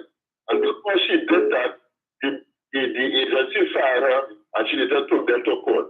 Which was the court in the UK, the highest court. The Supreme Court said they ruled against the government and said, and what she did was in the interest of the public, because public had a right to know that the Iran-Iraq, that the war against Iraq and terrorism ground was fomented on lies. So that was in the public interest. That was the High Court rule. Right. What this man is revealing or has revealed thus far is not in that same vein. Because you were a position of sitting on the National Security Council. Yes. Who in there helping the government to make decisions. That is what the role of the national security functionaries in the NSC are, Dominic. And people must be the NSC will come into fruition after 1990. Before that, we didn't have that. Sole agency for collecting information, and intelligence was the special branch until SSC was up under its full director, Sir Lance Selman. Who was seconded as a deputy commissioner of police to head the agency and all through when he took office, right? Yes. And people have to remember that. And with respect to the confidentiality issue, tell me something. The important part of what the Prime Minister said to us is that he received information from the U.S. Embassy and the U.S. Department of State that the agency sought, because the nature of the commission and report directly to him was human rights violations of the sort that would see the U.S. and its agencies not able to fund training or equipment that is needed in the crime fight here. I know people always do not pay attention to one thing, Dominic, which is the world of geopolitics. We are a small state. When your larger partner, brother or sister, comes and gives information to you, they expect you to act in a particular way. That is the reason why they're giving you the information. Yes. Right? And think about it. When you go to Blue Team, he's a credible alternative. He means well. Anytime he gets into a position of country, the government of Canada will become a barrier.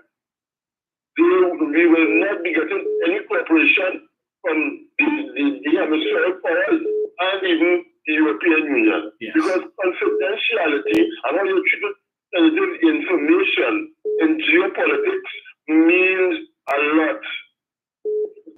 Today, the NATO summit convened by Mr. Biden.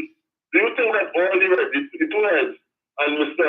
Zelensky go in there and they have their deliberations about what is going to do to the conduct of the war in the coming months, that will be divulged to any journalists or WhatsApp messages shared between them that are screenshots will leverage over people? They know how to operate in the democratic society and more so in terms of national security. Yep. I don't know about stand, Dominic. Well, I just want to say I'm glad that the first cohort of persons will have received their first lands and so on. Yes. I agree with them this part. I hope that they form cooperatives and come out to be a success. I hope that the communication department of the state would go back to them, let's say, about a year from now, and see how they are progressing, do a feature on them, and continue doing that. All the various cohorts that will receive their grants and the starter home and so on, that you could shine a light the efforts that the government is making to move people away from traditional employment, from their forces, help build the economy. With that, Dominic, I thank you for the opportunity and time, and take care, brother. Thank you, sir. Hello, good morning. Good morning, Dom. How are you? I am good. All right. You remember Gary Griffith? He can't be trusted, Dom. Right? Years ago, I remember when police got injured in an accident 18 years ago. I was in hospital. I met Dylan. I said, Dylan, be careful of Gary Griffith. My friend that was sick. She broke her heart, right? Dylan, be careful of Gary Griffith. And listening to you, the memory came back. He should remember Saul. Saul became king, right? Because he was the king. Saul killed 1,000 and David his tens of thousands. Right? Now, if you watch carefully, Jonathan and David soul bonded it. Watch, beloved. I'm talking purity of love. There was no gay lifestyle. Yes. Jonathan gave his soul. Jonathan gave to David what? His ring, and his sword. When Saul went to hide, what did David do? He said, "Oh king, live forever. I could have, right? Killed you." David cut off the hem of Saul's garment, but spared his life. PM Rowley could expose Griffith, right?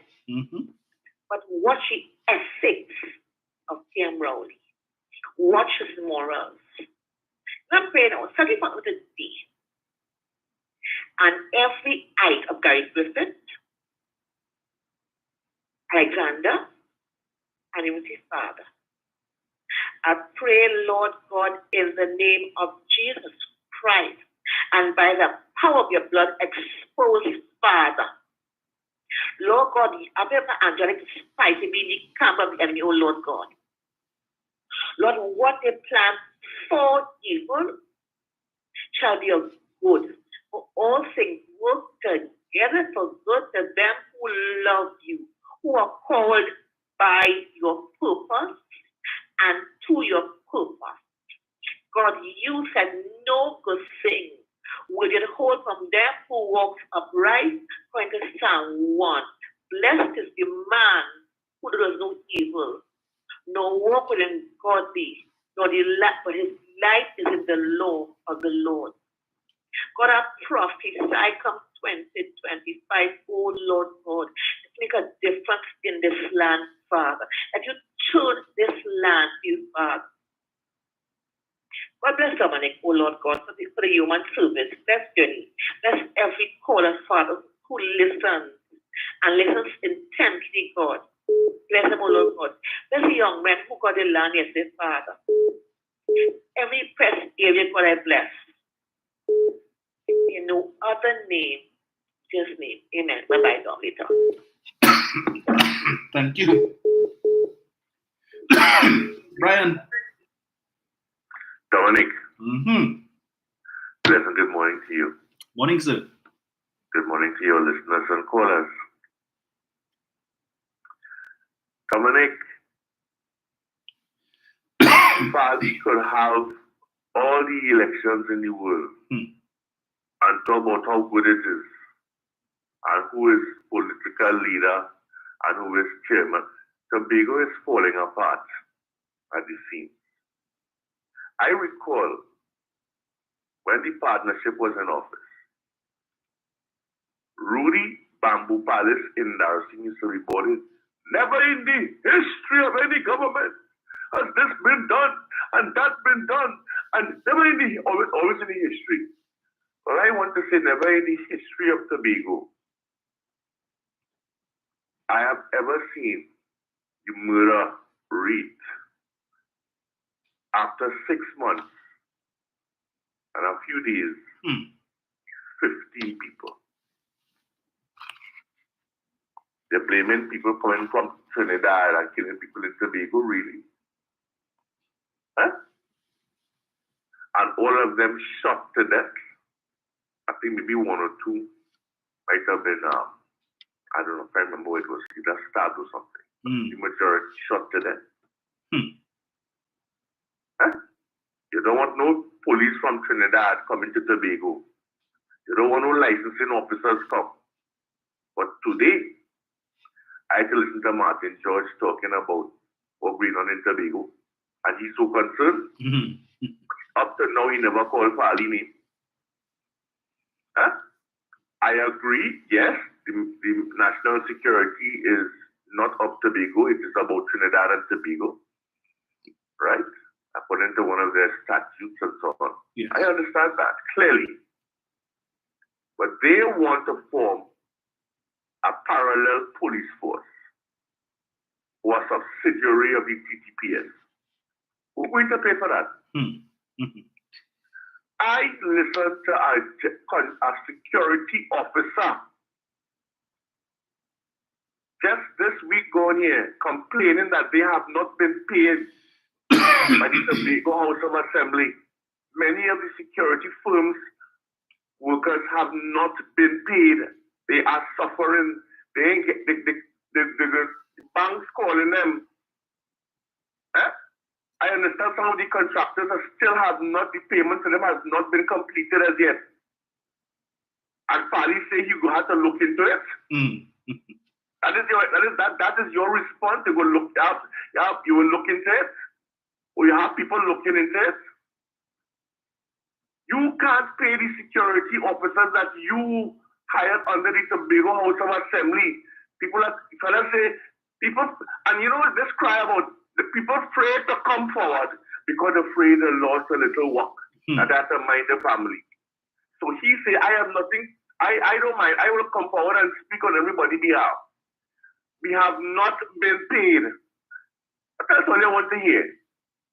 Is it the Tobago House of Assembly, the people who have hired these security firms, not paying them? They're not paying contractors. But yet still you have Pali them flying all over the world. And up to now, I have not seen one iota of those trips bear fruit in Tobago. Nobody could say, look at the Dubai trip that cost how much? What, $98,000? Where's the fruit of that? Except that you could get pizza in the middle of the night. Where's the fruit of that? Who come? Who come from Europe? Who come from England? Who come from Dubai? Exactly. Tell me. Tell me. If it is, I talk in stupidness, but okay. Or you come forward and explain to me and show me that, hey, Brian, you talking stupidness, but look how much people come here. But I know when my honorable Prime Minister went to Ghana and India, I have seen people in Trinidad and Tobago. And Tobago. I ain't just say Trinidad, but Trinidad and Tobago. I have seen the fruits within 6 weeks. I have seen people here. Surprised to know what is going on, that they could come here and make investments. I ain't saying all go bear fruit, but at least they came and they saw and they spoke. But I ain't see nobody come since Farley and Watson and Payne when he was a secretary. The man who wants all the keys man. All of them fly all over the world, all over the place and talking about investment, Jamaica, all over the place. what has it borne for Tobago? Anybody asking that question? Martin George asking that question? When the lady, what's she name again? Used to be talking before on TV6. I guess she named Diane Haddad. Haddad. What's she? But she disappeared too. She not in Tobago. And all you're going to say, all you're going to vote for them, but all you continue. If only believe it will get better. Go ahead. You understand? None of them have anything more to say. But the one you want always on I call him Mr. Opportunos on TV6. Who get the big one?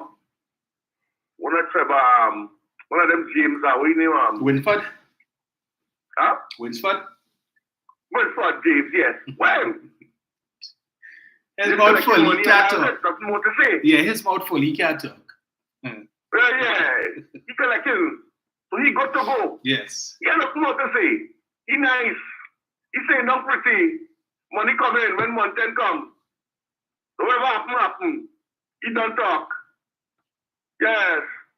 He ain't getting no more interview and rolling the eye and up in nose. You know what's up in the nose to hear what he's saying. No, he don't talk. And that is Tobago.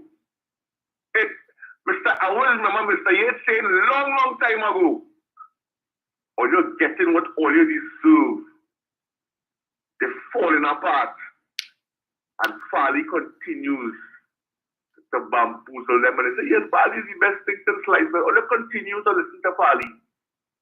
15 dead. Make I play a little card game in peace. Shut down like dogs in the street. More African people dying from what?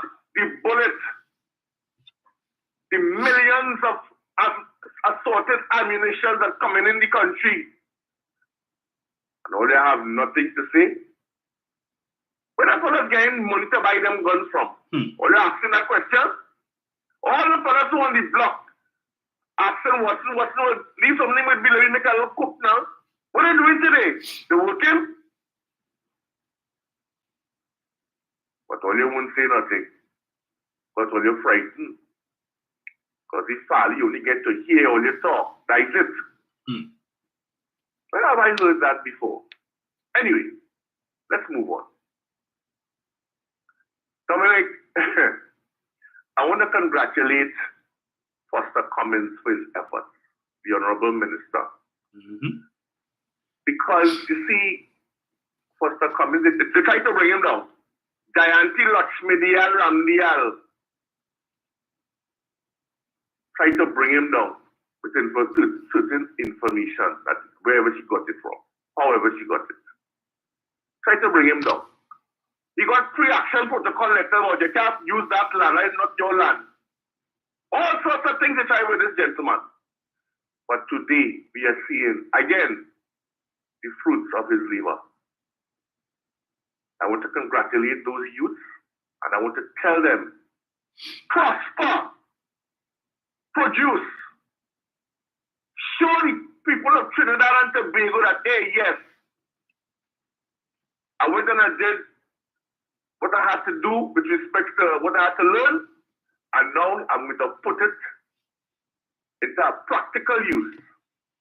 But not only for the benefit of me, but for the benefit of Trinidad and Tobago. And let us see within 6 months to a year exactly what is going on with you all. I wish I was young like them to benefit from those things that are being offered today. You understand? But it is good for the youth, and we are seeing things being offered, and I want to congratulate them.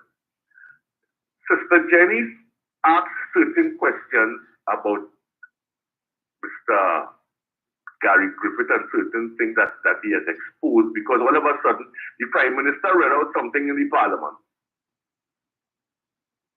And Gary Griffith had to make a response, and he said the Prime Minister out to get him. Really? We have heard excerpts from 3 reports, Dominic. And all of them seem to be talking the same language. All of them from different people. Stanley John report and the other reports on the police officers and so on, and the ex-officers. All of them seem to be, and of course the one from Mr. Spencer.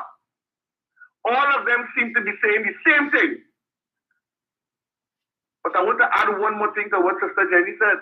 What about the relationship between the imps from Princess Town that passed money between he and Kamla Prasad Bisesa? They're investigating that. Sana may concerned about that.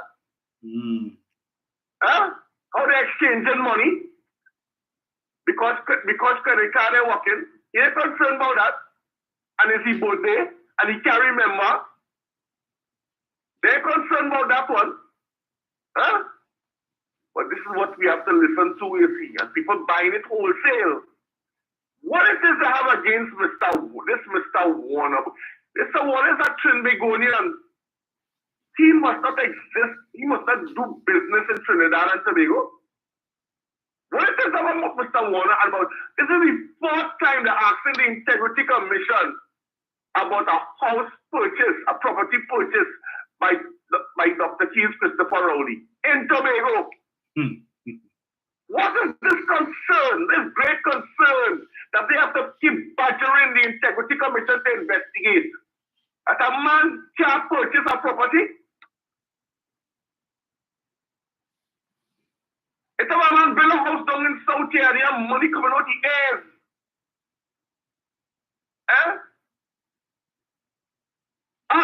Ask King's Council Nelson. But they ain't talking about that. Nope. Why don't we talk about that? Money coming out the air, they know what to do with it. They questioning where he get money from. They questioning that? No. All Dr. Rowley do is buy a property in Tobago, not even Trinidad and Tobago. And that is Sarah's concern. Because he had one of his friends. So Dr. Rowley mustn't have no friend. Dr. Rowley only give a second and say, I know AV from AV drilling. Yes. Oh my God, but they're going crazy. That is his best friend. Yes.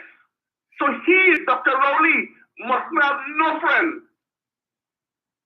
And they mustn't have no money. They must be poor and scrunting and catching the tail. And he mustn't be able to buy a property.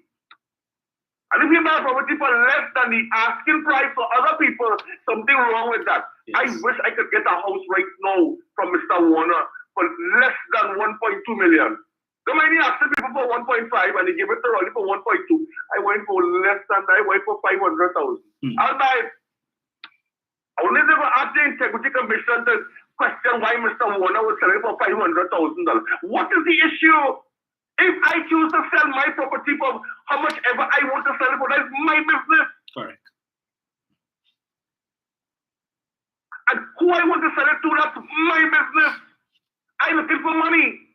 And if I can make a fast sale with less money, fine. I still will make a profit. If Mr. Warner so dotish to sell it for 1.2 million and don't make a profit. But you see, they have nothing else to go on with Dr. Rowley. So this is the 4th time that Sarah on Sunday morning or Monday to tell me about the water investigation. The Integrity Commission must investigate this. Because they have nothing else to go on. They are desperate. They want to change the thinking of the people. But time longer than twine. And all what Dr. Rowley is talking about, Gary Griffith could say all we want. Yes, I too have to admit I did like Gary Griffith in the beginning. I did.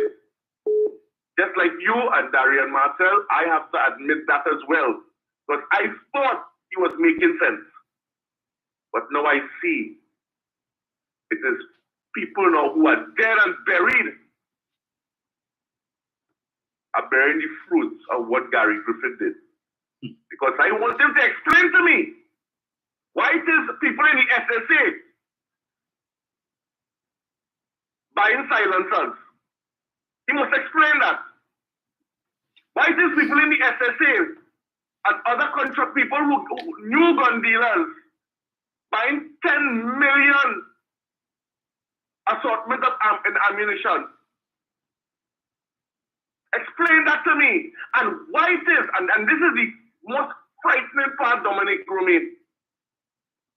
Why it is they're buying 330,000 assortments of parts. Like, you know, you're buying parts for a car? You buy a car, you're buying parts one time? Why are they buying parts like barrels and so on, and triggers and magazines and so on? You see, when you shoot somebody today, they kill them. You change the barrel, you change the trigger, you change the magazine, the evidence is gone. So you're using the same parts of the same gun to kill somebody else tomorrow night.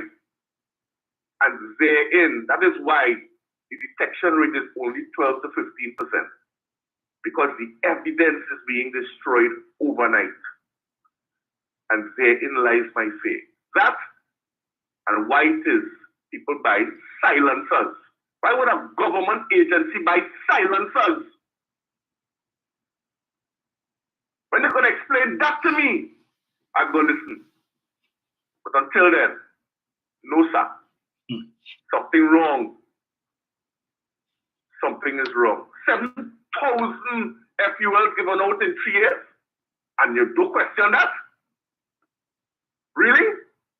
So all sorts of unscrupulous people who have questions to answer before the court? Someone get it same day? Something wrong. And we have a serious problem in this country. Have a good day. You too, sir. Thank you so much. Right, and then another piece of good news. Let me just get this here. As just announced by Minister Stuart Young. I am pleased to inform the population that just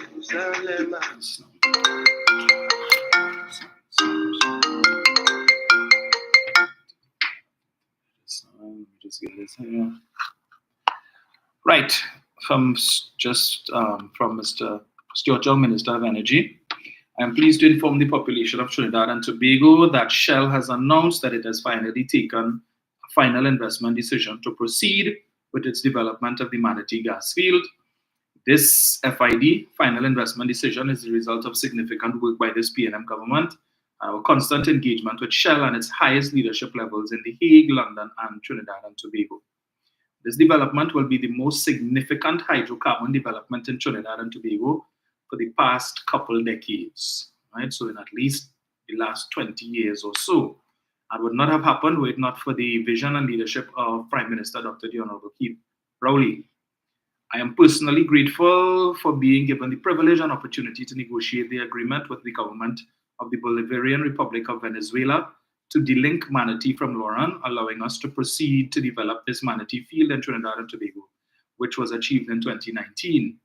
The Ministry of Energy and Energy Industries then proceeded to negotiate and execute a production sharing contract with Shell for the development of the Manatee field in November of 2021.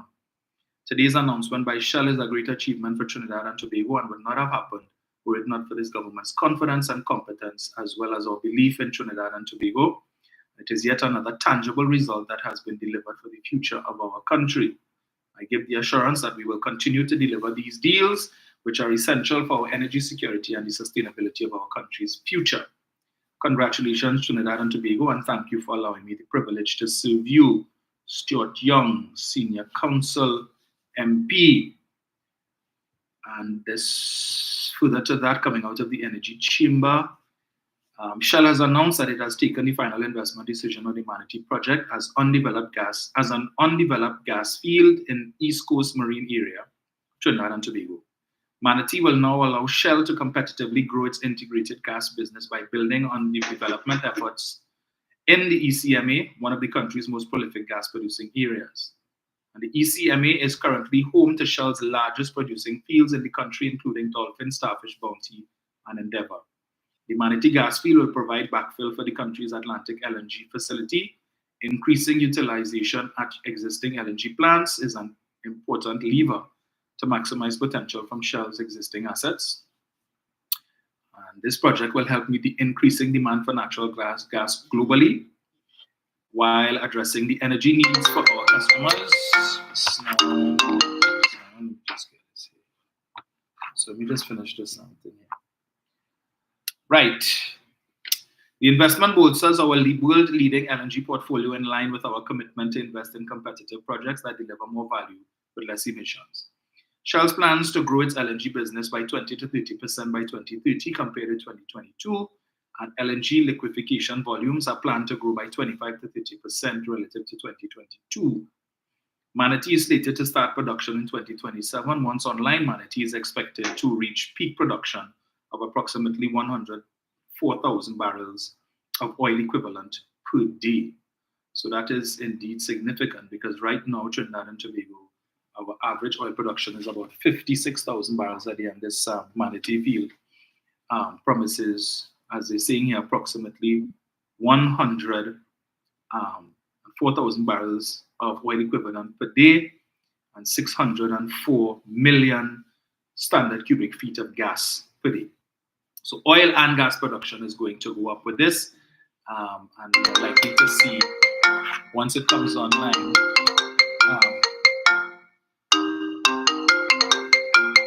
let me just get this here. Folks, I don't know what happened.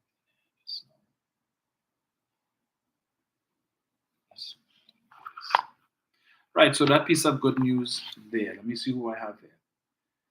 Hello, good morning. Hello. Dominic. Yes, sir. What's going on? Well, all is well. I hope you just heard what I just read.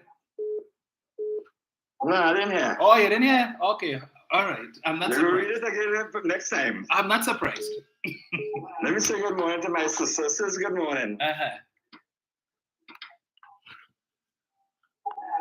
Dominic. Yes, sir. Dr. Rowley. Make a set of excuse to hold talks with the former Prime Minister pertaining to crime in Trinidad. He said, oh, I'm not saying I'm not going to speak to her, but not now. Then when, Dominic? When? But you roll to Tobago. You carry the whole National Security Council. Look how much things Fally say about you. But you're going to hold talks with Fally.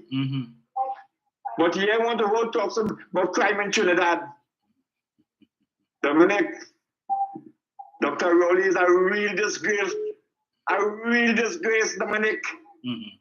All you're following down the rabbit hole. Follow him.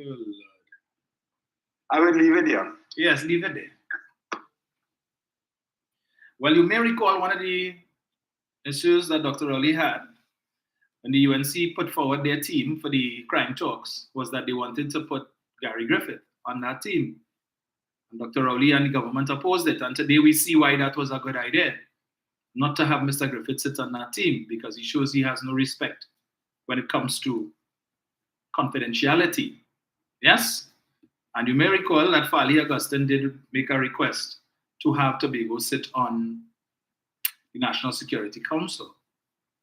But the Prime Minister is being proactive. There is an upsurge in the crime situation in Tobago, and therefore there is need to address it. Now, if it is that the Prime Minister, and we need to understand the relationship between the two islands and the 5th schedule and the 6th schedule, the central government is responsible for national security, right? So, if it is the Prime Minister did not engage Fally Augustine, it would have been a different story. The opposition under Kamala Persad-Bissessar has shown that they have absolutely, well, what their intention is with respect to the fighting crime. Do nothing, allow it to worsen, and let the PNM take blame, and hope that will help their political stocks come 2025. So meeting with Kamala Persad-Bissessar is a waste of time. It was done On occasions before, it bore no fruit. This is the first time the Prime Minister will be having a discussion of this nature with Fali Augustine. And if it bears no fruit, well, it may go the same way as with Mrs. Prasad Bisesa. It may not be a second time. I hope that clears it up for you, sir. Hello, good morning. Hello. Hello.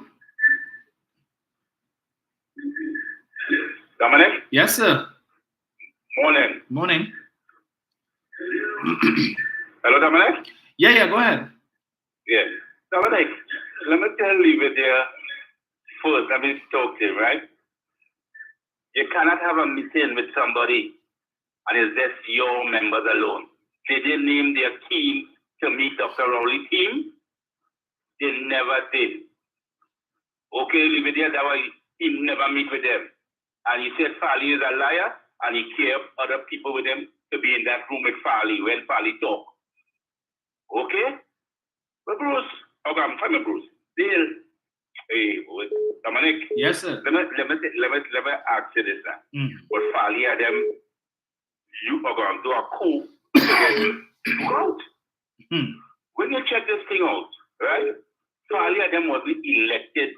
That party wasn't elected into government in Tobago, right? No. They use PDP. He get in on that PDP banner. And then they overthrow Duke, take over the party. Now they have an internal election with whatever party they have, PDP or whatever they call themselves. And now them in charge of the administration in Tobago. Every? Yes. That will Fali do Duke. Yes, and Dominic, I don't see right investors into this country.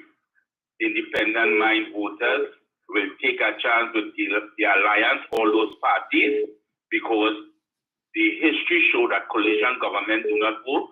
They come in and they start a fight, especially after like a guy, but he wants position, he wants this, and if he can't get it, everything, and the country cannot go back to that. Right now, as you read just now, which part Minister Young and them talk about this deal here coming up with this oil thing, the country is on a progress of incline, right? It's the country being stabilized under the PNM government, and I cannot see investors. I think, Dominic, is the kind of people that see in PNM rally in South that have them so nervous because the investors that are back the PNM, they realize the PNM is on the right track, and this is the party to carry the country forward.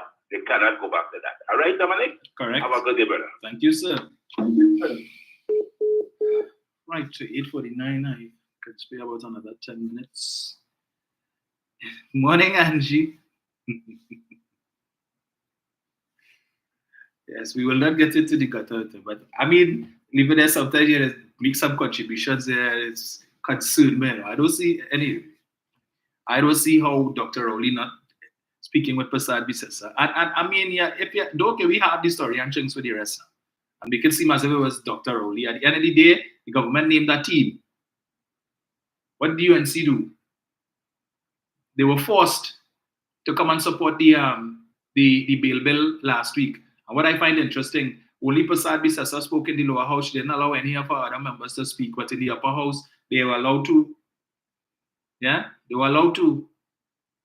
So what that tells me is that the members of the lower house and the opposition bench didn't support that, but they were told, hey, this is how we go in.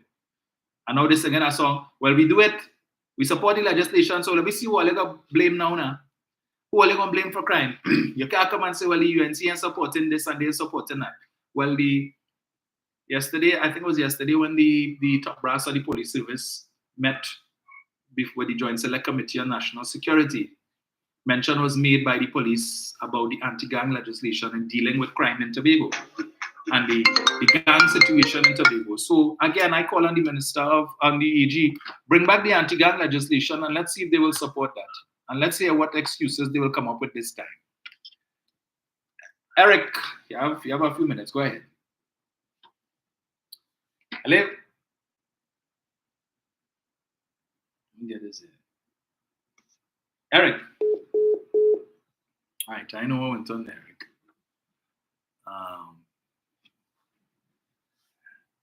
Yes. So Che Guevara says because of the audit of the SSA, that's why they support the bill. Indeed, we had to discuss that SSA matter too and the coup plot. Let's see. Brian. Hello? Very quickly, Dominic. Yes, sir. Another dagger in the heart of the UNC. You see that Manatee field?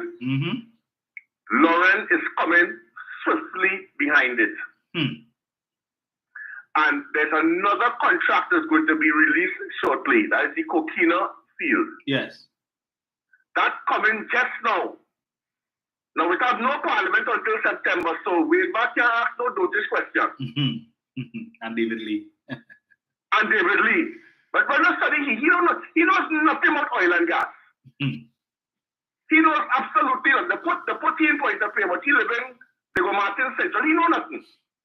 He should be more concerned about that fraud case coming up just now. You understand? So I dismiss the Tappet man. Don't study he. But you see this, Dominic? I want to tell Trinidad and Tobago, those who are listening, don't play with all your votes. Because you see all the successes that Minister Stuart Young, SC, and Dr. Rowley and his part and the government is having, and they're going forward and never backward, it is hurting Kamala Prasad Bisesa. Right now, by thank God, it's no parliament because she will not come today. You understand? Because the toxicity level will be too high.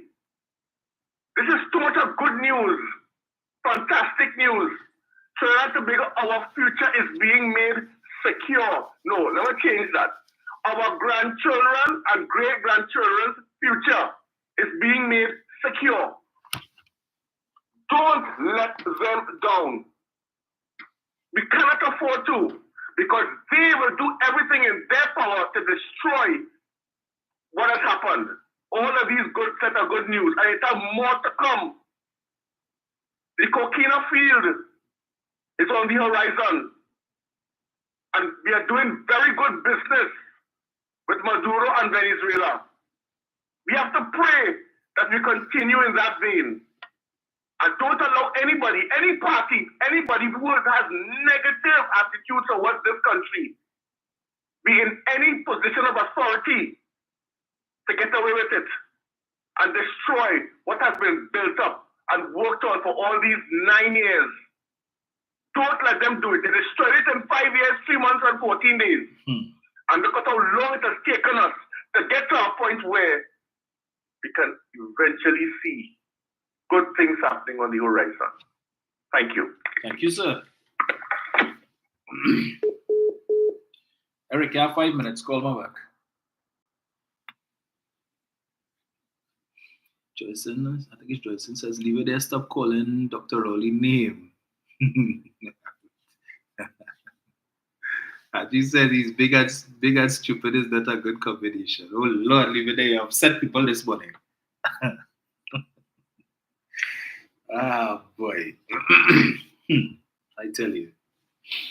Before you commend the PM, the PM said that he would never sit in a meeting with Fali by himself.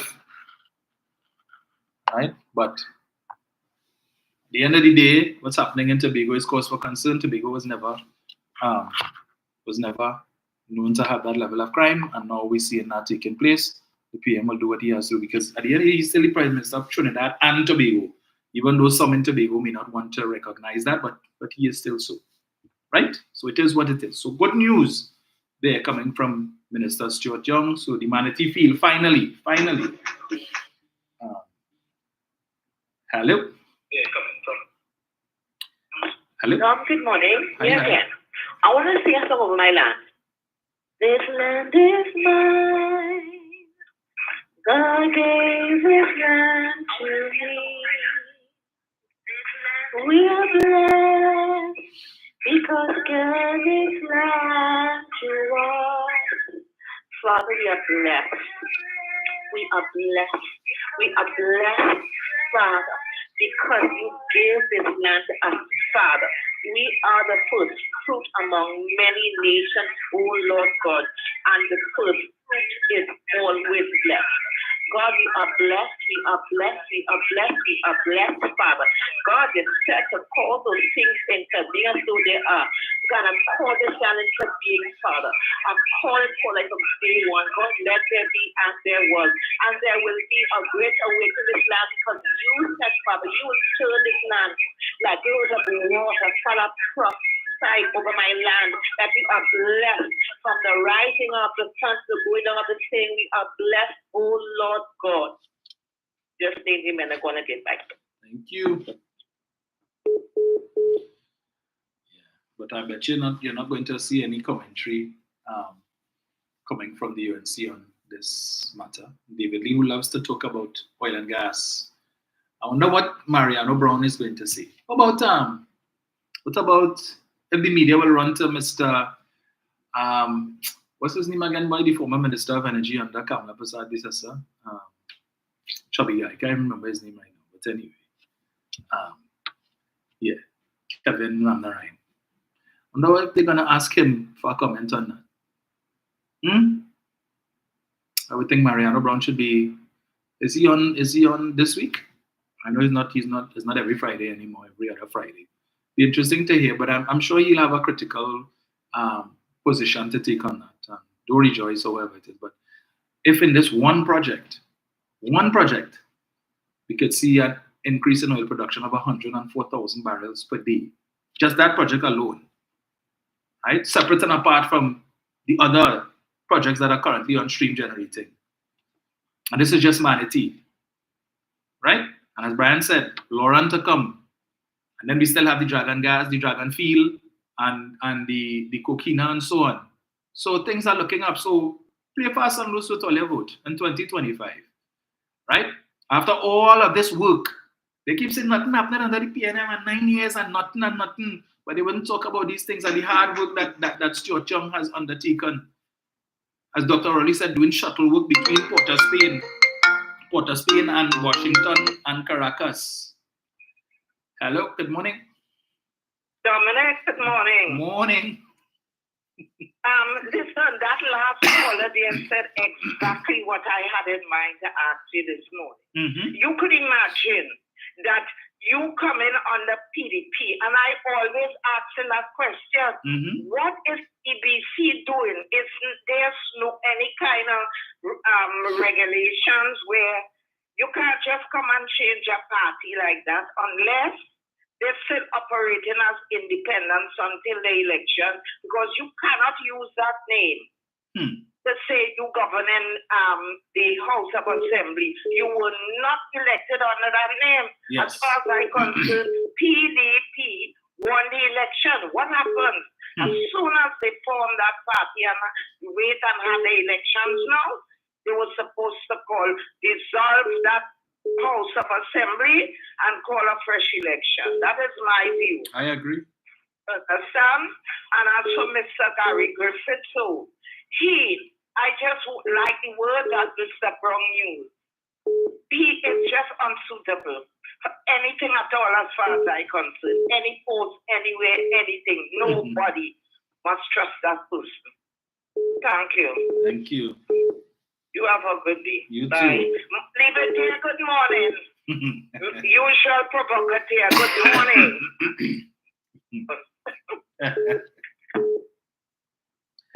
Last call, I'm going to take Jenny. Jenny. Dominic, Yes, ma'am. before that Mariano Brown come to me again, he need to come and explain what happened to him in Barbados, why he had to leave Barbados and come back to Trinidad. Ask him about all the nefarious deals allegedly he was involved when he was working in the bank. Who money buy car for allegedly? Who money did he take allegedly? So he can't come to be talked to me about economics and not more Trinidad economy when there was some big case in Barbados concerning he. Later, how it is he must get saved when he end up being in the People's National Movement under Mr. Manning. Ask him about Barbados. And as for David Lee, who is the shadow minister, I say one person can't be looking like that. As somebody said, he has to be called triplet or something. It cannot. Hello, it cannot. He before the course of $1 million bail. What he know about any oil and gas? He's come to talk to when Minister Stuart Young talk. What he know about that? And he on bail? What it is Kevin Ramlarine, who was the former Minister of Energy? What deal he ever negotiated for this country? He could tell me that. You know what we know? They tell the oil companies and them, which I'm sure he may have been a part of the decision, don't give me no money, you know.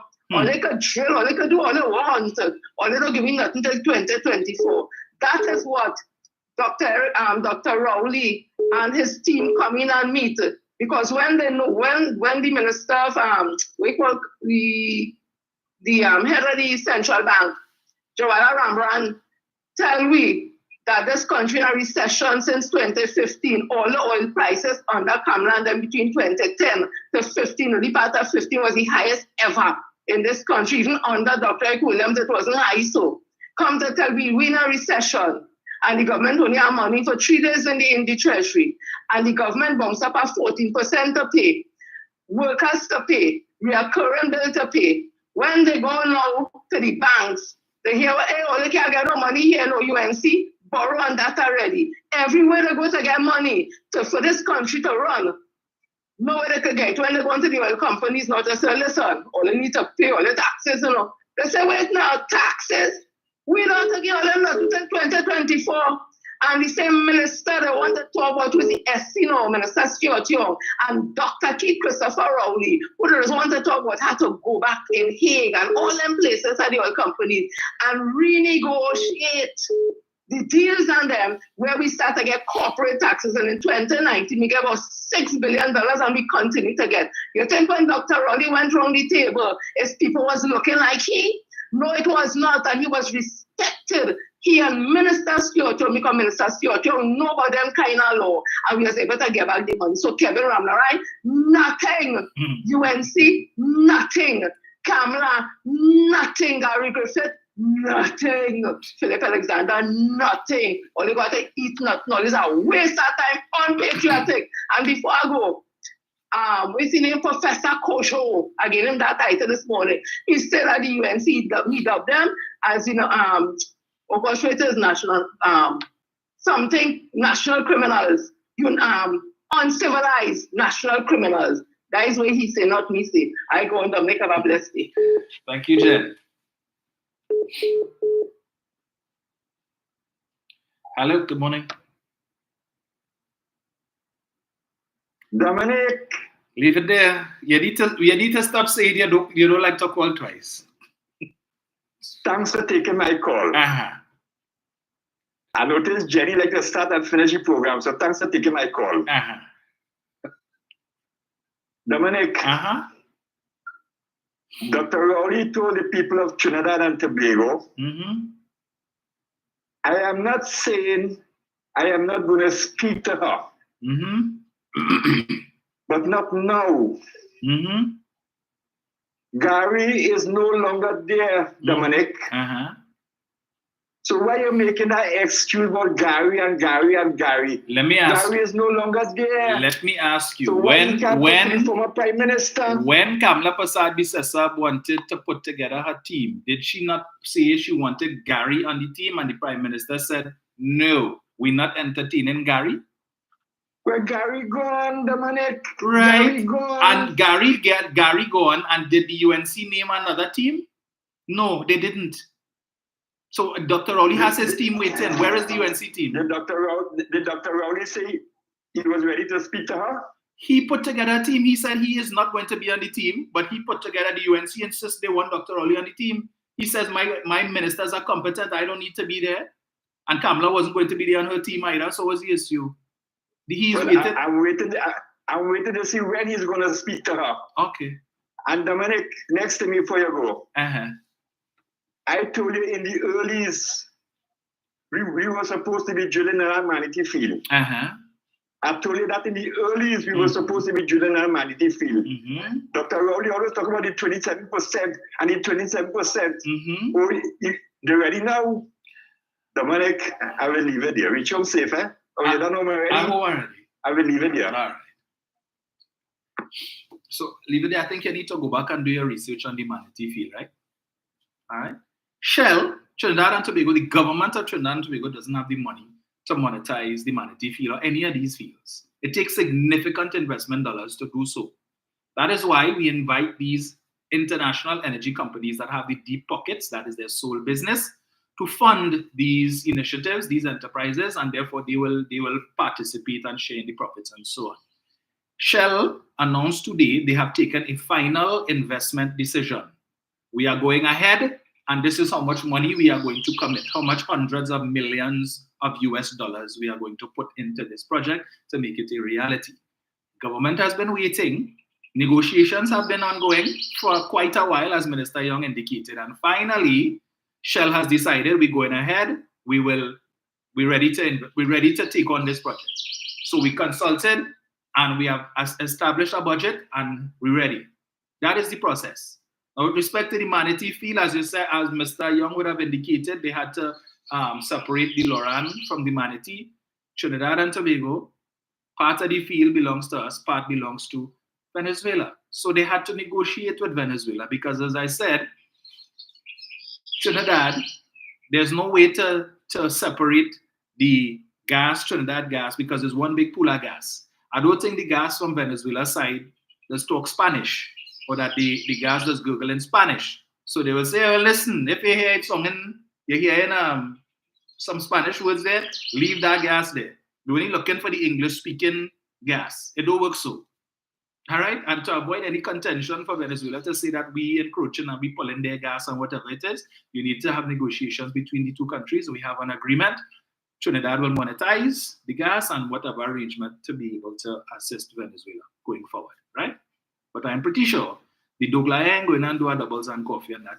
And in an attempt to distract from this good news today, he's going to come up with some piece of stupidness about Alan Warner and Dr. Rowley friends and some stupidness. Look out for that, right? Just distractions to distract from good news. So they're going to come and concoct all kind of cock and bull story, really, to take the public attention away from the good news. But we know here, Jenny, others, we will ensure that we keep the good news on the front line, okay? And we will avoid the distractions. So folks, thank you all again for joining me, and we will chat again on Thursday morning, God's willing. Yeah, same place, same time, and hopefully we will have more good news to announce, and we could discuss the reactions to this latest development that is going to see an increase in Trinidad and Tobago's oil and gas production going forward, which means more money in the government's coffers. But it is left to you to decide which party will be in power to manage those funds. The party that has worked so hard over the last 9 years to bring this to fruition, or the party that did absolutely nothing but gripe and complain and run them out for the last 9 years, right? Malign the government and its every effort to achieve these developments. And never forget, Kamla Prasad Visesa, the UNC, is on record as having criticized Nicolas Maduro and his government. So if Mr. Maduro is still in office come 2027, understand what the outcome will be for that, right? He don't want nothing to do with them. He know they don't like him. They don't like his government. He knows all the nasty things that Arnold Roberts has said about his vice president, Delcy Rodriguez, and others. So vote wisely. Talk to your friends and family who like to listen to Arnold Roberts and the Douglaya and buy into that rubbish. All of them who listening to 91.9, them two clowns in the afternoon and the Underground Report. I'll play a voice note for you all on Tuesday of somebody who sent a voice note to a friend of mine, trying to convince her to support the UNC. And we will see the mindset of some people in this country. Such a mad people. But anyway, enjoy the rest of your day, folks. And we will chat again on Tuesday. Yeah?